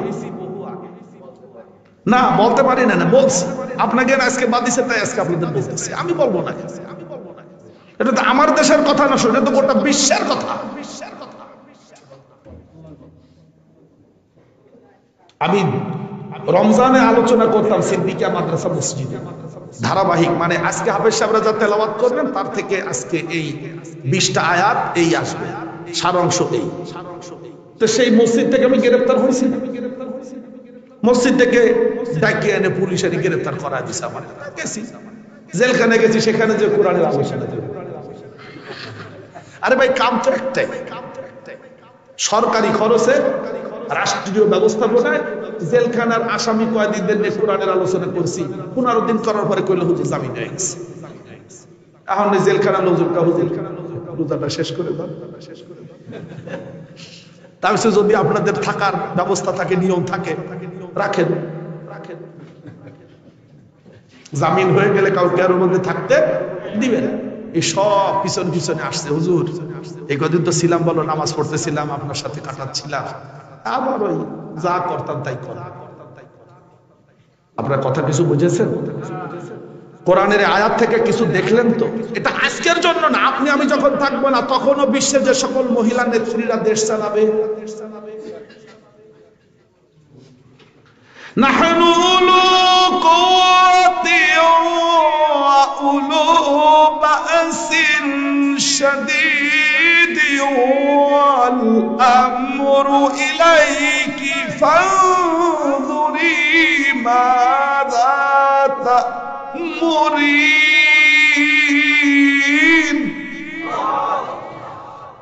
তারা বলল আমাদের হলো গায়ে বল শক্তি আছে, আমরা হেলমেট বাহিনী, আমাদের হাতে রামদা আছে, আমাদের হাতে শুটার গান আছে, আমাদের হাতে এলএমজি আছে, আমরা আপনি বলেন আমরা কি করব?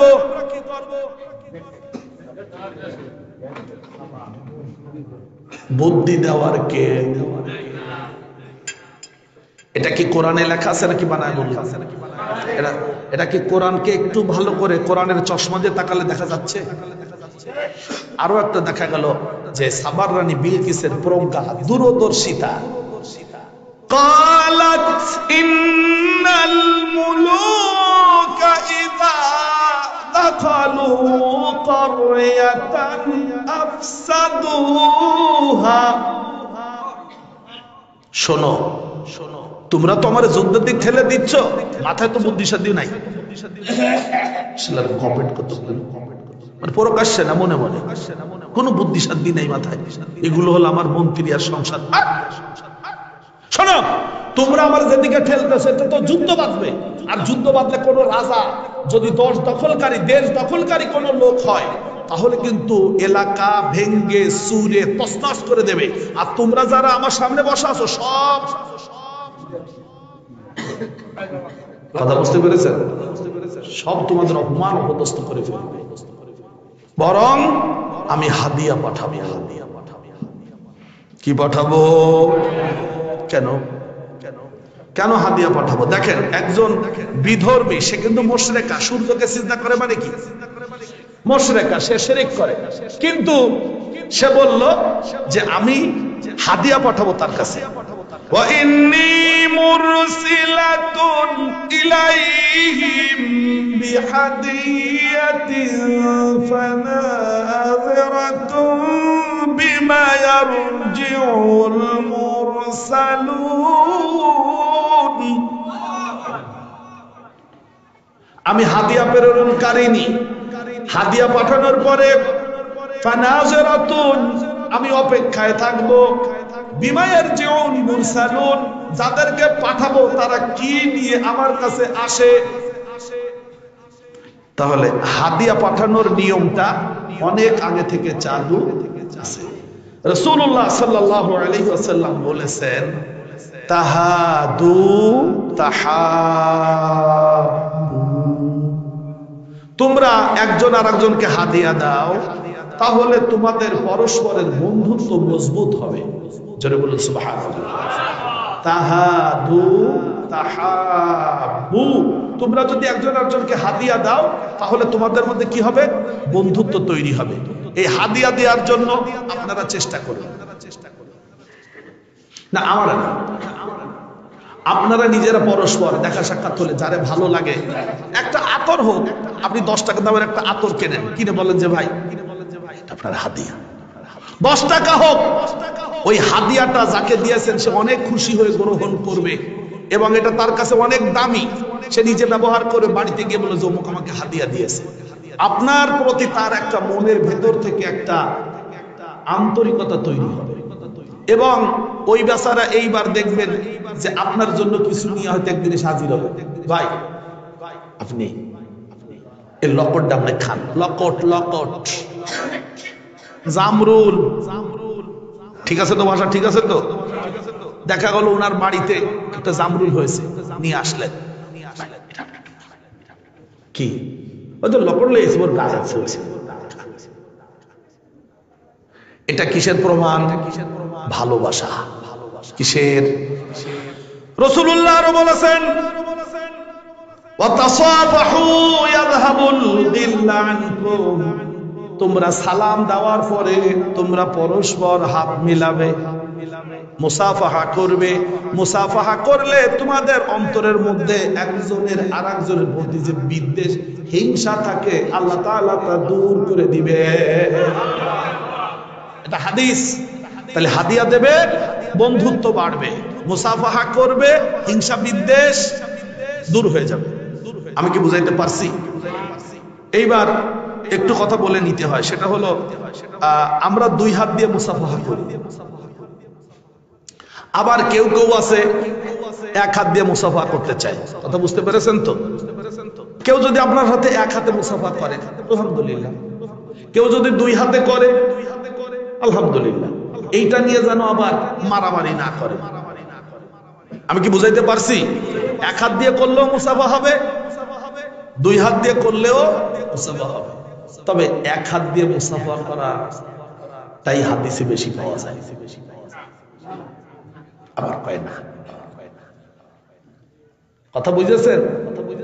দুই হাতে মুসাফাহা পাওয়া যায়, এক হাতে মুসাফাহা পাওয়া যায়। তো এক হাতে মুসাফার হাদিসগুলো একটু বেশি শক্ত, দুর্বল না। আপনি দুর্বল কইলে কোন কিতাব থেকে দুর্বল বলেন? আপনার মত তো দুর্বল। রাগ করবেন না, আমি আমার ঘরের মধ্যে বসে শক্ত বললি তবে না, এটা তো রাস্তায় নিয়ে যাইতে হবে। দলিলির ময়দানে যদি দাঁড়ান তো সেখানে বলতে হবে না। এই যে আর রাগ করবে না, মুরব্বীর কথার সাথে একটু মিলায় কথা বলি। এই যে হাত উঁচু করে রফউল ইয়াদাইন আমরা বলি, আহলে হাদিসের বাইরে রফউল ইয়াদাইন বলে, আমরা হাত উঁচু করি না, আমরা করি না হানাফি মাযহাব অনুযায়ী। আপনি সত্যি করে বলবেন তো কিতাব ঘাটাঘাটি করে যে 42টা হাদিস আছে রফউল ইয়াদাইনের পক্ষে, 42 জন সাহাবী থেকে হাদিস বর্ণিত। আমরা করি এটা ঠিক আছে, তার মানে ওদেরটা ঠিক না এই কথা বলার কোনো সুযোগ নেই। জোরে আমিন, আস্তে আমিন, এগুলো আমি বলে দিচ্ছি, ক্লিয়ার করে দিচ্ছি। জোরে আমিন বলার পক্ষে হাদিসের দলিল বেশি মজবুত। আমরা আস্তে বলি, তার মানে ওরা জোরে বললে আমরা বলতে পারি না, বেরো মসজিদ থেকে, বেরো, তুই জোরে মমিন বলি। আরে বাবা, আমিন বলা সুন্নাত, সে আস্তে বললেও বলেছে, জোরে বললেও বলেছে। আস্তে বললেও মুস্তাহাব পালন হয়েছে, জোরে বললেও মুস্তাহাব পালন হয়েছে। সুন্নাত কাজটা সে ঠিক মতো করেছে, রাগ করবেন না। আমি কথাগুলো আপনাদের প্রশস্ততার জন্য বলছি। হাত একজনে এই জায়গায় বাঁধছে, মসজিদে বের করে দেবেন, এই জায়গায় বাঁধছে, নাভির নিচে বাঁধছে, বের করে দেবেন না। কেন? হাত বাঁধা সুন্নাত, হাত বাঁধা সুন্নাত। কোথায় বাঁধবেন এটা হলো মুস্তাহাব। হাত এখানে বাঁধছে তো সুন্নাত, সুন্নাত, সুন্নাত। কোথায় বাঁধবে এটা নিয়ে দ্বন্দ্ব, এটা হলো মুস্তাহাব নিয়ে দ্বন্দ্ব করতেছি। আমাদের কপাল কত ভালো, আমরা মুস্তাহাব নিয়ে মারামারি করতেছি। রাগ করবেন এগুলো, এই জন্য আমি একটু ক্লিয়ার করে দিলাম যে আপনারা বিষয়টাকে বুঝে নেবেন। চলুন মুসাফাহা। না, এক লোক আছে সিদ্দিক আমার সামনে, আমার সালাম দিয়ে হাত বাড়াই দিয়েছে, আমি দুই হাত দিয়ে মুসাফা করছি। এরপরে তো সে আমার আর মুসাফা করে, সালামও দেয় না। আমি একদিন ডেকে বলতেছি, কে বাবা যে দেখি, আমি না দুই হাতে মুসাফা করে গুনাহ কবিরা করেছি। তো সালাম দেওয়া তো ওয়াজিব, সুন্নাত দুইটা। তা আমি যে সালাম দেই তুমি ওয়াজিব তরক করে, তোমার কি গুনাহ হয় না? বলে নরম হয়ে গেছে, মাথা নিচু করে ফেলছে। মানে আমি কেন দুই হাতে মুসাফা করছি, জন্য আমার সালামও দেয় না, মুসাফা করে না। তা আমি বললাম যে আমি সালাম দিই, তুমি উত্তর দাও না, তো তুমি কি তা ত্যাগ করতেছো, ওয়াজিব নাকি নফল? বলে মাথা নিচু করে দাঁড়ায় আসছে। আমি বলে ঘোড়ামি একটু কম করবা, আমি যে টুকটাক লেখাপড়া জানি না তা না, তুমি তো সেদিনের বাচ্চা মানুষ, অনেক টুকটাক পড়িস, অনেক বলছি, এত ভাব নিবা না। আমার কথা কি বলিস বুঝলেন? আমি কিন্তু খোলামেলা কথা বলতেছি, এই জন্য যে আমরা যেন এইটা নিয়ে কখনো দ্বন্দ্ব, এই দ্বন্দ্ব করার কারণে কিন্তু মুসলমান আমরা মার খাচ্ছি, একদল আর দলে মার খাওয়াচ্ছে যে ঠিক আছে সব এ হইলে কারা, এরা হইলে শশিনার মরি, এরবারে এই ভাষা মার খাচ্ছে কারা, সরমুনের এরা কারা, এ মুকাম্মিয়া তে মার। আচ্ছা আমরা সবাই যদি এক হতাম তাহলে কি আমাদের কেউ মারতো? আমাদের কোনো দ্বন্দ্ব আছে? কোন পীর সাহেব বলেছেন যে নামাজ ফরজ না, পর্দা ফরজ না, তাহলে আমাদের মধ্যে দ্বন্দ্ব থাকা ঠিক নেই। দ্বন্দ্বটা দূর করতে রাজি আছি না ইনশাআল্লাহ? ইনশাআল্লাহ। আপনারা বুঝেছেন তো যে এই যে এত বড় একটা বিপ্লব হলো 5ই আগস্ট, এখানে কোনো ধর্ম বর্ণ ভাগাভাগি ছিল না। আমরা যতক্ষণ ঐক্যবদ্ধ না হতে পারবো ইসলামের পক্ষে, ততক্ষণ আমাদের সবাই মারবে আর কাটবে, এজন্য প্রস্তুত থাকবে। আমি মনিরুজ্জামান বেঁচে থাকবো না, হয়তো মার খেতে থাকবো, আপনারা বেঁচে থাকলে দেখতে পারবেন মাথা উঁচু করে আমরা দাঁড়াতে পারছি না। এখনো পর্যন্ত আমাদের মধ্যে ঐক্যের অভাব।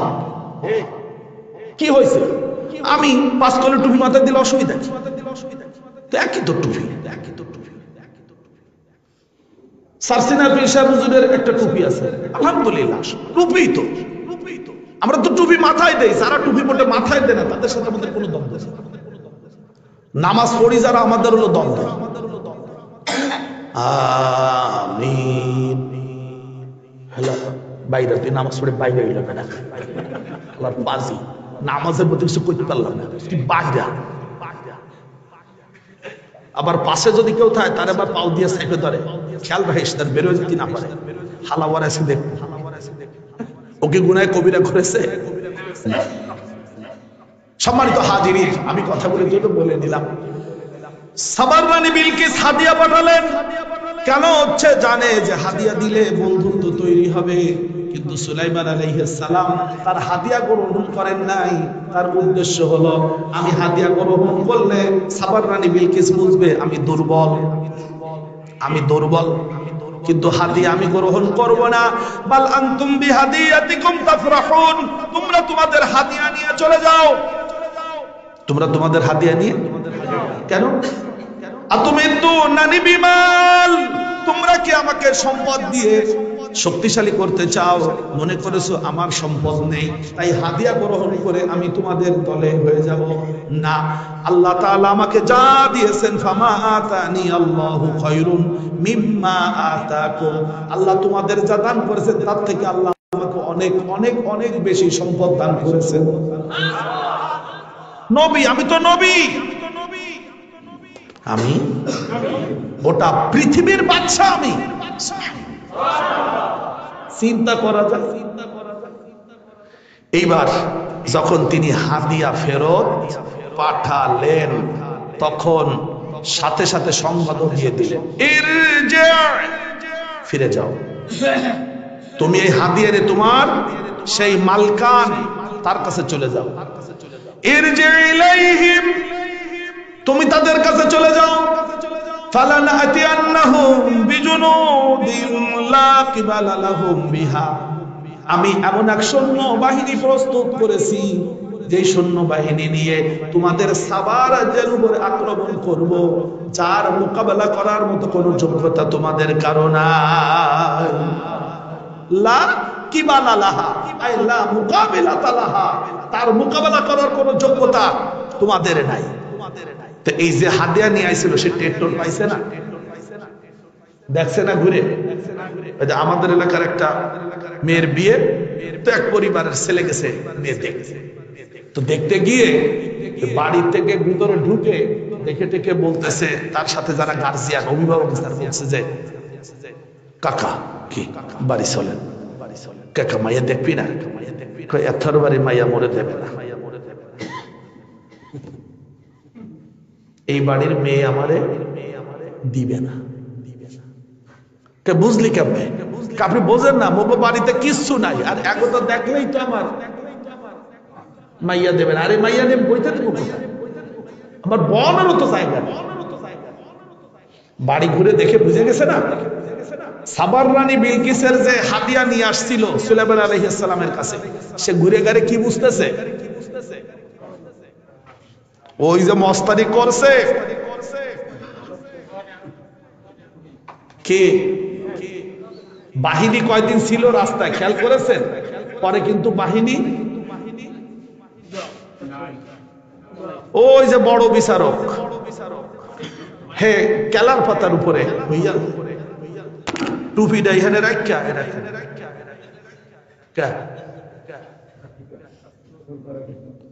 লাভ তো কম দেওয়া নাই।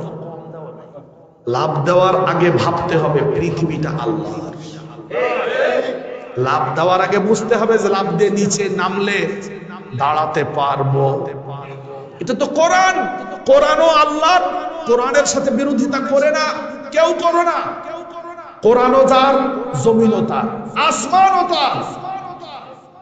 কোরআন আমি বহন করি বলে তুমি আমার উপর অত্যাচার করতে পারো, আর একজনের উপর অত্যাচার করতে পারো। শুনে নাও, কোরআনওয়ালার কিন্তু রাগ কম না, কোরআনওয়ালার রাগ কম না। পৃথিবীর কোন দেশ আশ্রয় দিতে চাচ্ছে না, তার মানে কি? পৃথিবীর কোন দেশ আশ্রয় দিতে চাচ্ছে না। কেন? জমিন তো আল্লাহর, দেশগুলো আল্লাহ। আল্লাহ বলে দিলেন। রাগ করবেন না, রাগ করবেন না। আমি বোঝার জন্য বলছি, কারোর সাথে আমার শত্রুতা নেই।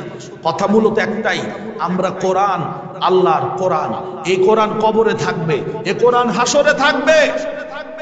সুতরাং এই কোরআনকে আমরা সাথে নিয়ে জীবনের সব জায়গায় চলতে চাই বলেই না এই কথাগুলো আপনাদের সামনে উলামায়ে কেরাম বলেন, আর আপনারা আলেমদেরকে শত্রু মনে করেন। কেন শত্রু মনে করবেন? আলেমরা কোন শত্রুতার কথা বলেনি তো, বলছে যে কোরআন অনুযায়ী দেশ চালান, আমরা আপনাদেরকে স্যালিউট দেব। কোরআন অনুযায়ী দেশ চালান, অসুবিধা কি? চলুন সামনে আগাবো। সুলাইমান আলাইহিস সালাতু ওয়াস সালাম আরো বললেন, ওয়ালা নুখরিজান্নাহুম মিনহা আযিল্লাতাও ওয়া হুম সাগিরুন। আর আমি তাদেরকে ওই রাজ্য থেকে বের করে নিয়ে আসবো এমন অবস্থায়, অহুম সাগিরুন, তারা হবে সবচেয়ে লাঞ্ছিত। সবাইকে হ্যান্ডকাপ পরে, মাজায় দড়ি দিয়ে বেঁধে বেঁধে নিয়ে যাব। এটা হবে তাদের জন্য সাগিরুন, অপমান, অপদস্থ হবে তারা। আপনারা খেয়াল করেছেন? বিশ্বের দিকে একটু তাকাবেন। এই যে ইন্ডিয়া তো বিশাল নেতৃত্ব দেয়, আমাদের উপরে সবসময় ছড়ি ঘুরায়। India, America, Donald Trump president হওয়ার পরে কি করছে জানেন? আপনারা জানেন? সম্মত অবশ্যই রাখেন। সে তার আমেরিকাতে ভারতের যত নাগরিক অবৈধভাবে আছে ছিল, সবগুলোরে ধরে এনে বিমানবন্দরে গায়ে সেকলি পরায়, বুঝতে পারছেন? ঘাড় থেকে, গলা থেকে, মাজা দিয়ে পেঁচাইয়ে, মানে ওজনে ছোট যেন দৌড়ায় পালাতে না পারে। এরপরে ভালো করে পেছনে নিয়ে হাত দিয়ে তালা মেরে তারপরে বিমান উঠে পাঠাইছে। অহুম সাগিরুন, অহুম অহুম সাগিরুন, বুঝেছেন?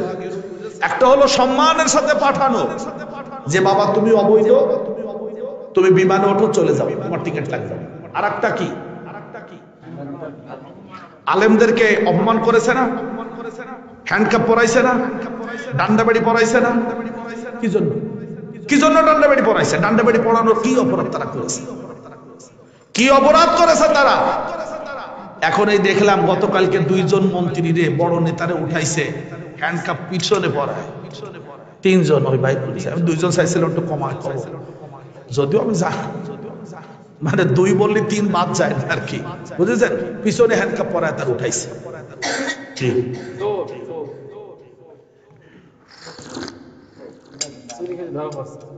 রাষ্ট্রীয় সম্পদ যারা চুরি করবে, সূরাত আলে ইমরানের 161 নম্বরে আল্লাহ তাদের বলে দিয়েছেন, মা কানা লিনাবিয়্যিন আইয়াবুল্লা ওয়া মা ইয়াবলু লিয়াতি বিমা গাল্লা ইয়াউমাল কিয়ামাতি সুম্মা তুওয়াফা কুল্লু নাফসিন মা কাসাবাত ওয়া হুম লা ইউজলামুন। যারা রাষ্ট্রীয় সম্পদ চুরি করবে তারা ওই রাষ্ট্রীয় সম্পদ নিয়ে কিয়ামতের মাঠে আল্লাহর সামনে দাঁড়াতে হবে। সুতরাং যাদের যে দায়িত্ব আছে, জনগণের গম, জনগণের কম্বল নিয়ে কিয়ামতের মাঠে রেডি থাকবেন। এইবার সুলাইমান আলাইহিস সালাতু ওয়াস সালাম তার মন্ত্রী পরিষদকে ডাকলেন যে আমি তো চিঠি পাঠাইছিলাম, চিঠির উত্তরে হাদিয়া দিছে, এখন তোমরা বলো কি করতে হবে। ক্বালা ইয়া আইয়ুহাল মালাউ আইয়ুকুম ইয়াতিনি বিআরশিহা ক্বাবলা আন ইয়াতুনি মুসলিমিন। তিনি তার মন্ত্রী পরিষদকে ডেকে বললেন, তোমাদের মধ্যে কে আছে যে সাবার রানী বিলকিসের আরশটা, সিংহাসনটা নিয়ে আসতে পারে? সে আমার কাছে আত্মসমর্পণকারিনী, মুসলমান হয়ে আসার আগে তার চেয়ারটা আমার লাগবে। দেখেন নবী তো আগেই সংবাদ পেয়ে গেছেন, হাদিয়া পাঠায় দিছি, আর ও লোকজন দেখে টেকে গেছে, তাতে বুঝতে পারিছে যে বাড়ির মেয়ে আমারে দিবে, এর সাথে যুদ্ধ করা যাবে না। ও সাবার রানী বিলকিস এই যাওয়ার সাথে সাথে বুঝবে কোন তানিবানি হইল না, ওর লোকে লহবডি লহ মুসলিমিন, আমরা যে আত্মসমর্পণ করি, মারামারির দরকার নাই, আপনিও মরবো আমরাও মরবো, তাতে বিনা মারামারিতে যাই। সুলাইমান আলাইহিস সালাম জেনে গেছেন বিলকিস আসতেছে, এখন তাকে তো কিছু দেখাতেই হবে, আমি যে নবী, আমার যে মুজিজা আছে দেখানোর জন্য তিনি বললেন ওর ওই সিংহাসনটা নিয়ে আসতে হবে। ক্বালা ইফরিতুম মিনাল জিন, সুলাইমান আলাইহিস সালামের অধীনস্থ ছিল জিনেরা, জিনদের মধ্যে একজনের নাম ছিল ইফরিত। ইফরিত বলল, আনা আতিকা বিহি ক্বাবলা আন তাকুমা মিন মাকামিক, আপনি চেয়ারে বসা আছেন, আরশে বসা আছেন, সিংহাসনে বসা আছেন, আপনি ওখান থেকে উঠে দাঁড়াবেন, সোজা হয়ে দাঁড়াতে যতটুকু সময় লাগবে তার আগেই আমি তার সিংহাসন আপনার কাছে এনে দিচ্ছি। ওয়া ইন্নী আলাইহি লাকাবিয়্যুন আমিন, আর এক্ষেত্রে আমি হলাম কাবিয়্যুন শক্তিশালী, আমিনুন মানে হলো বিশ্বস্ত। দুইটা কথা, কর্মচারীর দুইটা গুণ তিনি বলেছেন, একটা হলো কবিয়ুন আর একটা হলো আমিনুন। বলেন কি কি বলেছে? এখান থেকে কর্মচারীদের দুইটা বৈশিষ্ট্য থাকতে হবে। একজন কর্মচারী আপনি যদি নিয়োগ করেন, অথবা আপনি যদি কারো বাড়ির কর্মচারী হন, দোকানের কর্মচারী হন, তাহলে আপনাকে দুইটা গুণ থাকতে হবে, কোরআনে বলা আছে। এক, আপনাকে যে কাজে নিয়োগ দেওয়া হবে ওই কাজ করার যোগ্যতা আপনার থাকতে হবে, কবিয়ুন, ওই কাজ করার যোগ্যতা আপনার থাকতে হবে। আমরা আলুডির কাম হরতে বললাম দেশে, আপনি কি হরবেন? আলুডির কাম হরবেন, আর আলুডির কাম বাদ দিয়ে আপনি বইয়া কথা বুঝতে পারতেছেন, উল্টা পাল্টা করবেন, তাহলে হইবে? একটা গল্প বলে নি, ওই যে যখন যুদ্ধ হলো ৭১-এ, তখন তো আলেম উলামার অবস্থা খুব করুণ। বাগেরহাট জেলার একজন বড় মাপের আলেম, তিনি গিয়ে হাজির হয়েছেন এক বাড়িতে, ওই আলুডির কাম হলে, বুঝতে পারছেন? তো আলুডির কাম হলে কি হইবে? বিদ্যা কি আর লুকানো থাকে? আর ওই বেচারা তো ওই বাড়ি কাজ কাম করে, ধান টান লাগায়, আলসয় সোয়েট হয়ে, তারপরে সন্ধ্যার সময় নামাজটা ঠিক মতো পড়ে, মাগরিবের নামাজ পড়ে, এরপর কি একটু তেল টাল মাহা, এছাড়া তার কোনো কাম নাই। আর বিষারক তোলে সেটা খাইতে দেয়, খাইয়ে ঘুমাই। এখন উনি তো ওই বসে তেল টেল মাখতেছে, দোয়া কালাম তসবিহ পড়তেছে। তো যে মালিক, ওই মালিকের একটা বড় ছেলে, ছোট ছেলে, সে ওই পড়তে গিয়ে কি যেন একটা ভুল পড়ে ফেলেছে কোরআন শরীফ পড়তে গিয়ে। ও লোকের তো মনে নেই যে আমি এই বাড়ির কাজের লোক, আলুডির কাম হরিয়া মনে নাই। তুমি কি পড়লে? বলছে কেন? এটা ভুল হয়েছে তোমার, দেখো ঠিক করে এই লেখা আছে। এখন মালিক যে, সে আবার মাওলানা আশরাফ আলী থানভী রাহিমাহুল্লাহর খলিফা। শুনছেন তো? এখন ওই লোকটাই কথা ঘরের মধ্যে শুনতেছে যে আমার বাড়ির আলুদ্দিন কামরে এই বেটা কইলে যে তোমার ভুল হইছে, ঠিক করে পড়ো। ও পড়ে টড়ে গেলে পরে উনি ইশার নামাজ পড়ে খাওয়া দাওয়া শেষ, তখন ডাকছে যে বাবা এদিকে আসো। কি বলছে? তুমি যে আমার ছেলেটার ভুল বললে, তুমি লেখাপড়া কি? আর ওইবার তখন ও লোকটার মনে পড়েছে যে আমি তো এই বাড়ির আলুদ্দিন কাম পড়ি না। কয় না তেমন কিছু না, আমি কোরআন শরীফ পড়তে পারি। কয় না, আমি কয়েকদিন ধরে খেয়াল করতেছি তোমার চলাফেরার মধ্যে কামলার মতো না। শেষে পরিচয় দিয়েছে যে আমি একটা মাদ্রাসার প্রিন্সিপাল, আমি আত্মগোপনে আপনার বাড়িতে আলুদ্দিন খান পড়ি। তখনও সে বিয়া হওয়ারে নাই। তখন বলছে বাবা আমি তোমাকে পছন্দ করেছি কয়েকদিন ধরে। যাই হোক, শেষ পর্যন্ত সেই বাড়িতে তিনি বিবাহ করেন। আমি কথাটার জন্য বললাম যে যিনি কাজ করবেন তার কাজ করার জন্য দুইটা জিনিস, একটা হলো বিশ্বস্ত হতে হবে। বাংলাদেশের সরকারি যত মিল ছিল, আপনার কাগজের মিল বলেন, জুট মিল বলেন, তারপরে পোশাকের মিল বলেন, টেক্সটাইল মিল বলেন, এই সব মিলগুলো সরকারি মিল মার খেয়ে গেছে না? কেন মার খেয়েছে বলেন? বিশ্বস্ততার অভাব। তাহলে কর্মচারীদের কয়টা গুণ থাকতে হবে? এক হলো ওই কাজের যোগ্যতা, আর একটা হলো কাজ শেষে ফাঁকি না দেয়। কোরআনের মধ্যে সব আছে, খুঁজে বের করতে হবে শুধু, বাস সামনে চলো। قال الذين عنده علم من الكتاب, যার কাছে ইসমে আযমের জ্ঞান ছিল, তাওরাত কিতাবের জ্ঞান ছিল, কোন কিতাব? তাওরাত কিতাবের জ্ঞান ছিল, সেই জিন ব্যক্তি বলল আনা আতিকা বিহি ক্বাবলা আইয়ারতাদ্দা ইলাইকা তারফুকা, আপনার চোখের পলক ফেলানোর আগেই আমি এনে দেব। ও বলতে বলতেই এনে হাজির করেছে। ফালাম্মা রাআহু মুস্তাকিরান ইনদাহু, যখন সুলাইমান আলাইহিস সালাম দেখলেন সিয়ার ওই বিলকিসের সিংহাসনটা তার পাশে খাড়াইন্না, قال هذا من فضل ربي, বললেন এটা হলো আমার রবের অনুগ্রহ, আমার রব আমার উপরে দয়া করেছেন। লিয়াবলুয়ানি আশকুরু আম আকফুর, আমার রব আমাকে এই নিয়ামত দিয়েছেন আমাকে পরীক্ষা করার জন্য। এই আয়াত দ্বারা আমরা আরেকটা জিনিস বুঝলাম, আল্লাহ যখন কাউকে নিয়ামত দান করেন তখন তাকে পরীক্ষা করেন। কি করেন? সে ওই নিয়ামত পেয়ে আল্লাহর শুকরিয়া আদায় করে নাকি আল্লাহর কুফরি করে। একটা মেয়ের চেহারা খুব সুন্দর, সুন্দর চেহারা পেয়ে মেয়েটি আল্লাহর কুফরি করলো, করে না? সে সুন্দর করে একদম ডিজাইন করে রাস্তায় চলে, আল্লাহর বিধান মানে না। আবার আর একটা মেয়ের চেহারা অনেক সুন্দর, সে আল্লাহর শুকরিয়া আদায় করে নিজেকে আল্লাহর বিধান অনুযায়ী বোরকা পরে পর্দা পশিদার সাথে চলে।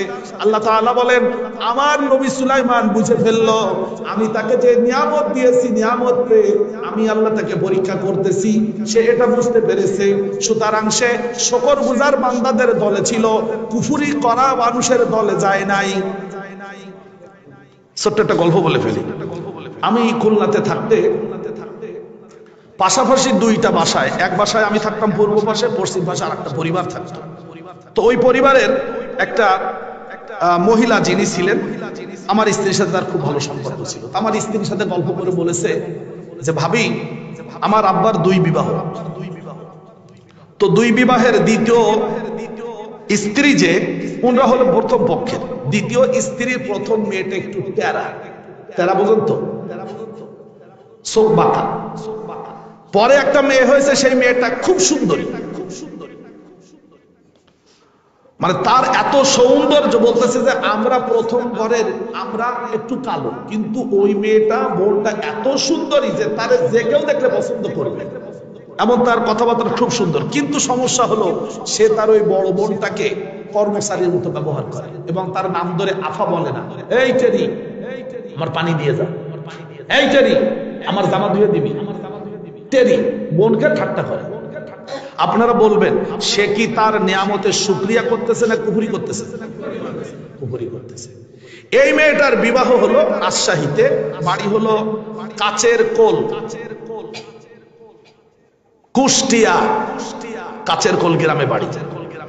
বিয়েতে রাজশাহী থেকে ছেলে আসলো, হেলিকপ্টারে করে বিয়ে করে নিয়ে গেল।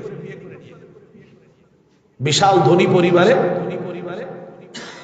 কিন্তু দুর্ঘটনা ঘটলো, ওই মেয়েটা ওই পরিবারে টিকে থাকতে পারলো না, 6 মাসের মাথায় তালাক নিয়ে ফিরে আসলো।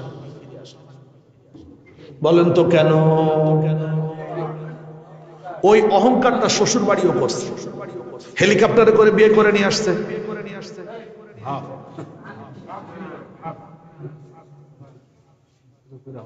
যখনই তালাক নিয়ে যখন ফিরে আসলো, এইবার মাথা নত হয়ে গেল, এইবার আর কারোর সাথে কোনো কথা বলে না, বড় বোনরা টেরি বলে না।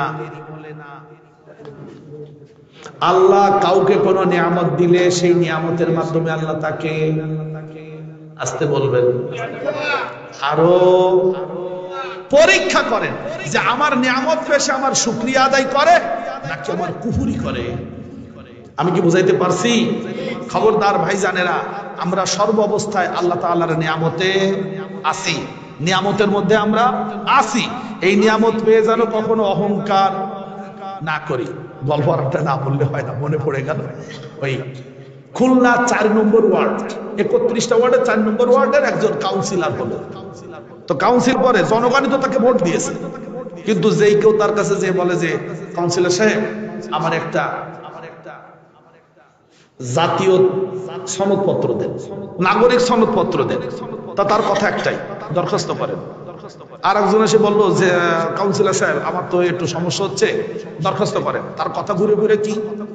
দরখাস্ত করেন। যে তার কাছে কোনো বিষয় নিয়ে যায় তার শব্দ একটাই, দরখাস্ত করেন। এখন সবাই যার প্রয়োজন দরখাস্ত করে, এখন অনেকে লেখাপড়া জানে না, অন্য দিয়ে লেখায়। যাই হোক, এইভাবে 5 বছর পার হয়ে যাওয়ার পর উনি আবার ভোটে দাঁড়াইছে। এইবার জনগণের কথা হইল যে ভাই আমি তো নির্বাচন করবো, ভোটে দাঁড়াইছে, আমার মার্কায় ভোটটা দেবেন, দরখাস্ত করেন। এবার সব ভোটারদের বক্তব্য একটাই, দরখাস্ত করেন, দরখাস্ত করেন। যেখানে যায় সেখানেই তারে কি বলে, পরের বছর তারে কেউ ভোটই দিনি, তার পরিবারের সব মিলে 13 কি 14টা ভোট পাইছে। আমি কি কিছু বুঝাইতে পারছি? আপনি যখন মেম্বার হয়েছেন আপনি শুকরিয়া আদায় করবেন, ভাব নেবেন না, কারণ 5 বছর পরে আবার ভাব আছে, শ্রোতাদের ভোটারদেরও ভাব আছে। কথা কি বুঝাইতে পারছি? শুকরিয়া আদায় করতে হবে, কুফরি করা যাবে না, বাস শেষ।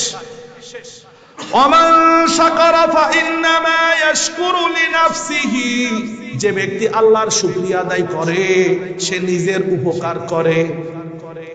সুবহানাল্লাহ। যে শুকরিয়া আদায় করে আল্লাহ বলেন আমি তাকে বাড়িয়ে দেই।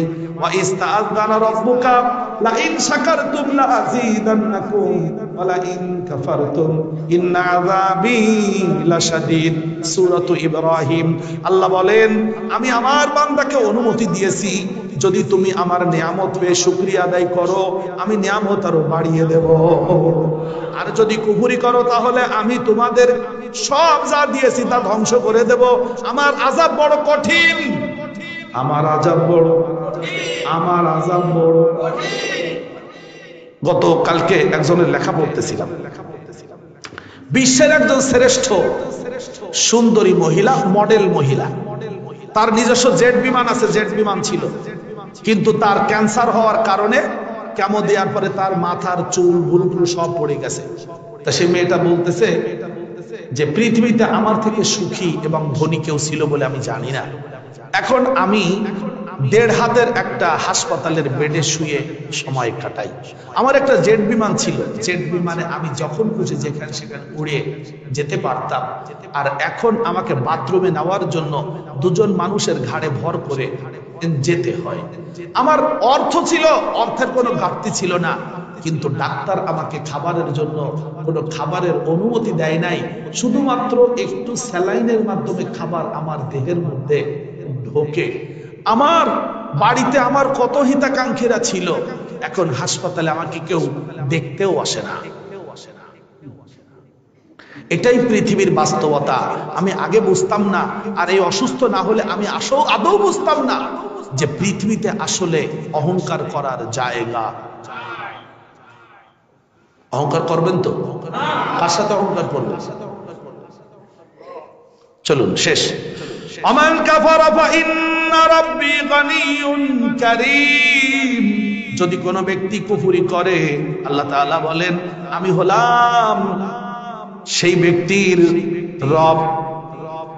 সুলাইমান আলাইহিস সালাম বলেন আল্লাহর সাথে যদি কেউ কুফরি করো, শুনে নাও আমার রব হলেন গানিয়্যুন, তিনি ধনী, তোমাদের দুনিয়ার কোনো কিছু তার লাগে। কারীম, তিনি অতীব দয়ালু, তিনি দয়া করেন বলেই তোমাদের উপরে তিনি নিয়ামত দিয়ে থাকেন, দিয়েই যান। যতই কুফরি করো তিনি কিন্তু ধরাছোটেই আঘাত করেন না। এক সময় যখন তুমি অপব্যবহার করো নিয়ামতের, তখন তিনি তোমাদের উপরে আঘাত করেন।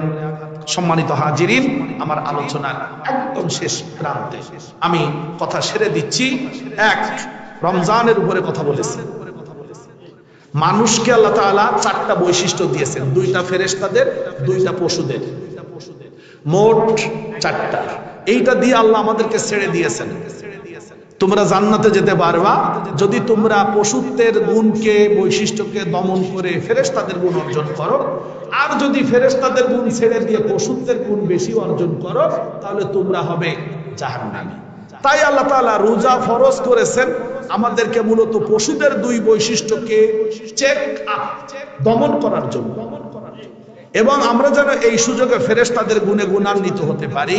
কোরআন তেলাওয়াত, না খেয়ে থাকা, তাহাজ্জুদের সালাত, তারাবির সালাত, জিকির আজকারের মাধ্যমে যেন আমরা হতে পারি মুত্তাকি। আর মুত্তাকিদের জন্য আল্লাহ জান্নাত প্রস্তুত করেছেন। সূরাতুন নামলের মধ্যে আমরা আলোচনা পেয়েছি, নেত্রী পিপিলিকা তার দলের সবাইকে গর্তে ঢুকায় দিয়ে তারপরে সে গর্তের মুখে দাঁড়িয়েছিল। সুতরাং যারা নেতৃত্ব দিবেন পৃথিবীতে, আপনার দলে যারা আছে তাদের আগে নিরাপত্তা দিয়ে তারপরে আপনি নিরাপত্তা নিবেন। দুই, তিন নম্বর হলো যে আমরা হুদহুদ পাখির ঘটনা থেকে শিক্ষা পেয়েছি যে যদি কোনো প্রাণী আমাদের পোষ মানানো হয় আমাদের, তাহলে তাকে যদি বেয়াদবি করে তাহলে তাকে 1 থেকে 2টা বাড়ি দেওয়া যাবে, কাঠিভাঙ্গা পিটানো যাবে না।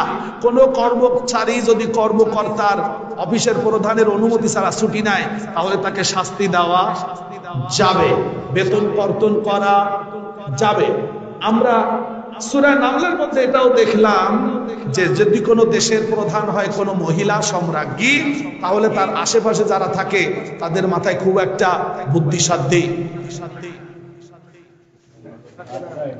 অথচ মহিলা দূরদর্শিতা ছিল এবং থাকে। সব মিলিয়ে যখন কোনো দেশে কোনো রাজারা আক্রমণ করে তখন সেই দেশটাকে তছনছ করে দেয়, সম্মানিত মানুষদেরকে অপমান করে ছাড়ে। আল্লাহ তাআলা সর্বশেষ এসে আমাদের আজকের আলোচনায় জানালেন যে যারা শুকরিয়া আদায় করবে আমার নিয়ামত পেয়ে, আমি তাদেরটা বাড়িয়ে দেব। আর নিয়ামত দিয়েই আমি মূলত বান্দাদের পরীক্ষা করতে চাই। এই পরীক্ষায় যারা পাশ করবে জান্নাতি, যারা কুফরি করবে তারা নিজের ক্ষতি নিজে ডেকে আনলো। আসুন আমরা কোরআনের এই শিক্ষার সাথে নিজেদেরকে মিলিয়ে জান্নাতি মানুষ এর কাতারে শামিল হওয়ার চেষ্টা করি। আগত রমজানে আল্লাহ তাআলা যাদেরকে রহমত, বরকত, মাগফিরাত, জাহান্নাম থেকে মুক্তির ঘোষণা দিবেন, সেই মানুষদের কাফেলায় আল্লাহ যেন আমাদের সবাইকে শামিল করে নেন। সম্মানিত হাজিরিন, আমার আলোচনা শেষ। আরে সর্বনা, এমন বলে প্রশ্ন আছে, আমি তো ভাবতে আছিলাম যে 12টার আগে ছাড়িয়ে দেব। কি লেগেছে? অসুস্থতার জন্য দোয়া চাইছি। আচ্ছা, অসুস্থতার দোয়া করব। নাম হলো আব্দুল আউয়াল তালুকদার, পিতা আব্দুর রাজ্জাক তালুকদার, তিনি দোয়া চেয়েছেন। আসসালামু আলাইকুম রাহমাতুল্লাহ। ওয়ালাইকুম আসসালাম। হুজুর, পুরুষদের সম্পর্কে কিছু কথা বলার ছিল। ঘরে স্ত্রী থাকা সত্ত্বেও অন্য মেয়েদের সাথে ফোনে পরক্রিয়া করে, স্ত্রীর দিকে কোনো খেয়াল করে না, সেই সব স্বামীদের কি হবে? তারপর ফোনে গেমস খেলে, সিগারেট খায়, অনেক কিছুই খায় ইত্যাদি। আল্লাহ হাফেজ। 3টা প্রশ্ন করেছেন একসাথে। আমি এক্ষেত্রে আপনাদের প্রশ্ন 3টার সংক্ষেপে উত্তর দেব।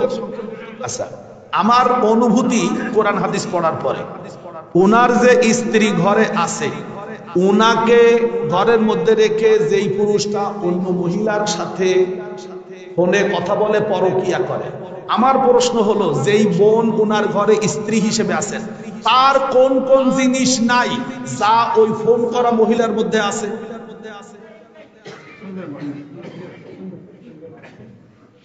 স্ত্রীর তো মাথার চুল থেকে পায়ের নখ পর্যন্ত দেখা স্পর্শ করা আল্লাহ হালাল করে দিয়েছেন। নিশ্চয়ই ঘরের মহিলা তার স্বামীকে কোনো জিনিস দিতে কখনো বাধা দিয়েছে, কার্পণ্য করেছে, যে কারণে পুরুষ ঘর থেকে বের হয়ে বাইরের দিকে নজর দিয়েছে। কথাটা মাথায় রাখবেন। কিন্তু আমার স্ত্রী আমার জন্য সবটুকু হালাল। আমার স্ত্রী আমার ঘরে থাকতে আমি আরেকজন মহিলার দিকে তাকাবো কেন? বলবেন এটা আপনারা কেন তাকাবো? আমার তার কাছে যে পাওনা আছে, সেই পাওনা হয়তো সে ঠিক মতো দিতে চায় না, পারে না। না পারে না এক জিনিস, চায় না আর এক জিনিস। আর পুরুষদের একটা বৈশিষ্ট্য আছে, আমরা সবাই এখানে পুরুষ, তো পুরুষ কিন্তু খুসাখুসি করতে করতে এক সময় পুরুষরা কিন্তু স্তব্ধ হয়ে যায়, ঠান্ডা হয়ে যায়, তখন কিন্তু পুরুষদেরকে কিন্তু আর নাড়ানো যায়। এটা মায়েদের মাথায় রাখতে হবে, বোনদের মাথায় রাখতে হবে। স্বামী মানেই হলো আঙ্গুল দিয়ে কাটি নাড়াবা, এটা না। কিন্তু পুরুষকে বারবার বঞ্চিত করা যাবে না। যখনই বারবার বঞ্চিত হবে পুরুষ, তখন একসময় পুরুষ কও হতে আছে, বাজার করতে হইবে, করবো, খাইবেন দেখি, ঘুমাইবেন না, তুমি ঘুমাও। আমার কথা আপনারা বোঝেন না? আমরা পুরুষ, তো আমাদের এই যন্ত্রণাটা অনেক সময় মহিলারা বুঝতে পারে না। আমার কথা হলো, একজন মহিলা তার স্বামীর ব্যাপারে অভিযোগ করতেছে সে পরকিয়া করে। আমার প্রশ্ন ওই বোনের কাছে, ওই পরকিয়া করা মেয়েটার কি আছে যা আপনার নেই? ওই মহিলারও যা আছে আপনারও তো তাই আছে। তাহলে আপনি নিশ্চয়ই আপনার স্বামীকে কোনো জিনিস থেকে মাহরুম করতেছেন, বঞ্চিত করতেছেন, হয় কথা দিয়ে, না হয় কাজ দিয়ে। যে কারণে পুরুষ চিন্তা করছে আমার বাড়িটা থেকে লাভ কি, তার সে আমি বাইরের দিকে যাই। কোন মহিলা তার স্বামীকে বাইরের দিকে ঠেলে দিলে সেটা ঠেকানোর কোনো ওয়াজ আমার জানা নেই। এরপরে আসছে যে গেমস খেলা, ফোনে গেমস খেলে সময় নষ্ট করবেন না, এটা শয়তানের একটা ওয়াসওয়াসা। আর সিগারেট খায়, অনেক কিছু খায়। এখন সিগারেট খাওয়া এটা তো আমি বন্ধ করতে পারবো না। আপনাদের আমি তামাক আর জর্দা খাওয়া বন্ধ করতে যেদিন পারবো সেদিন বাইতে সিগারেট খাবো। সিগারেট খাওয়াতেও যে সওয়াব, জর্দা তামাক খাওয়াও সেই সওয়াব। হ্যাঁ হ্যাঁ সওয়াব না? কি কি ও হুজুরেরা, আমরা হুজুরেরা জর্দা খাই, সেজন্য জর্দা হালাল। হ্যাঁ, আর আমরা হুজুরা বিড়ি সিগারেট খাই না, তাই বিড়ি সিগারেট হারাম। দুইটারই উপাদান তামাক। তামাক, তামাকজাত দ্রব্য ইসলামী শরিয়াতে বৈধ না, আপনি যে নামেই খান। আমার কথা বুঝেছেন? বাস।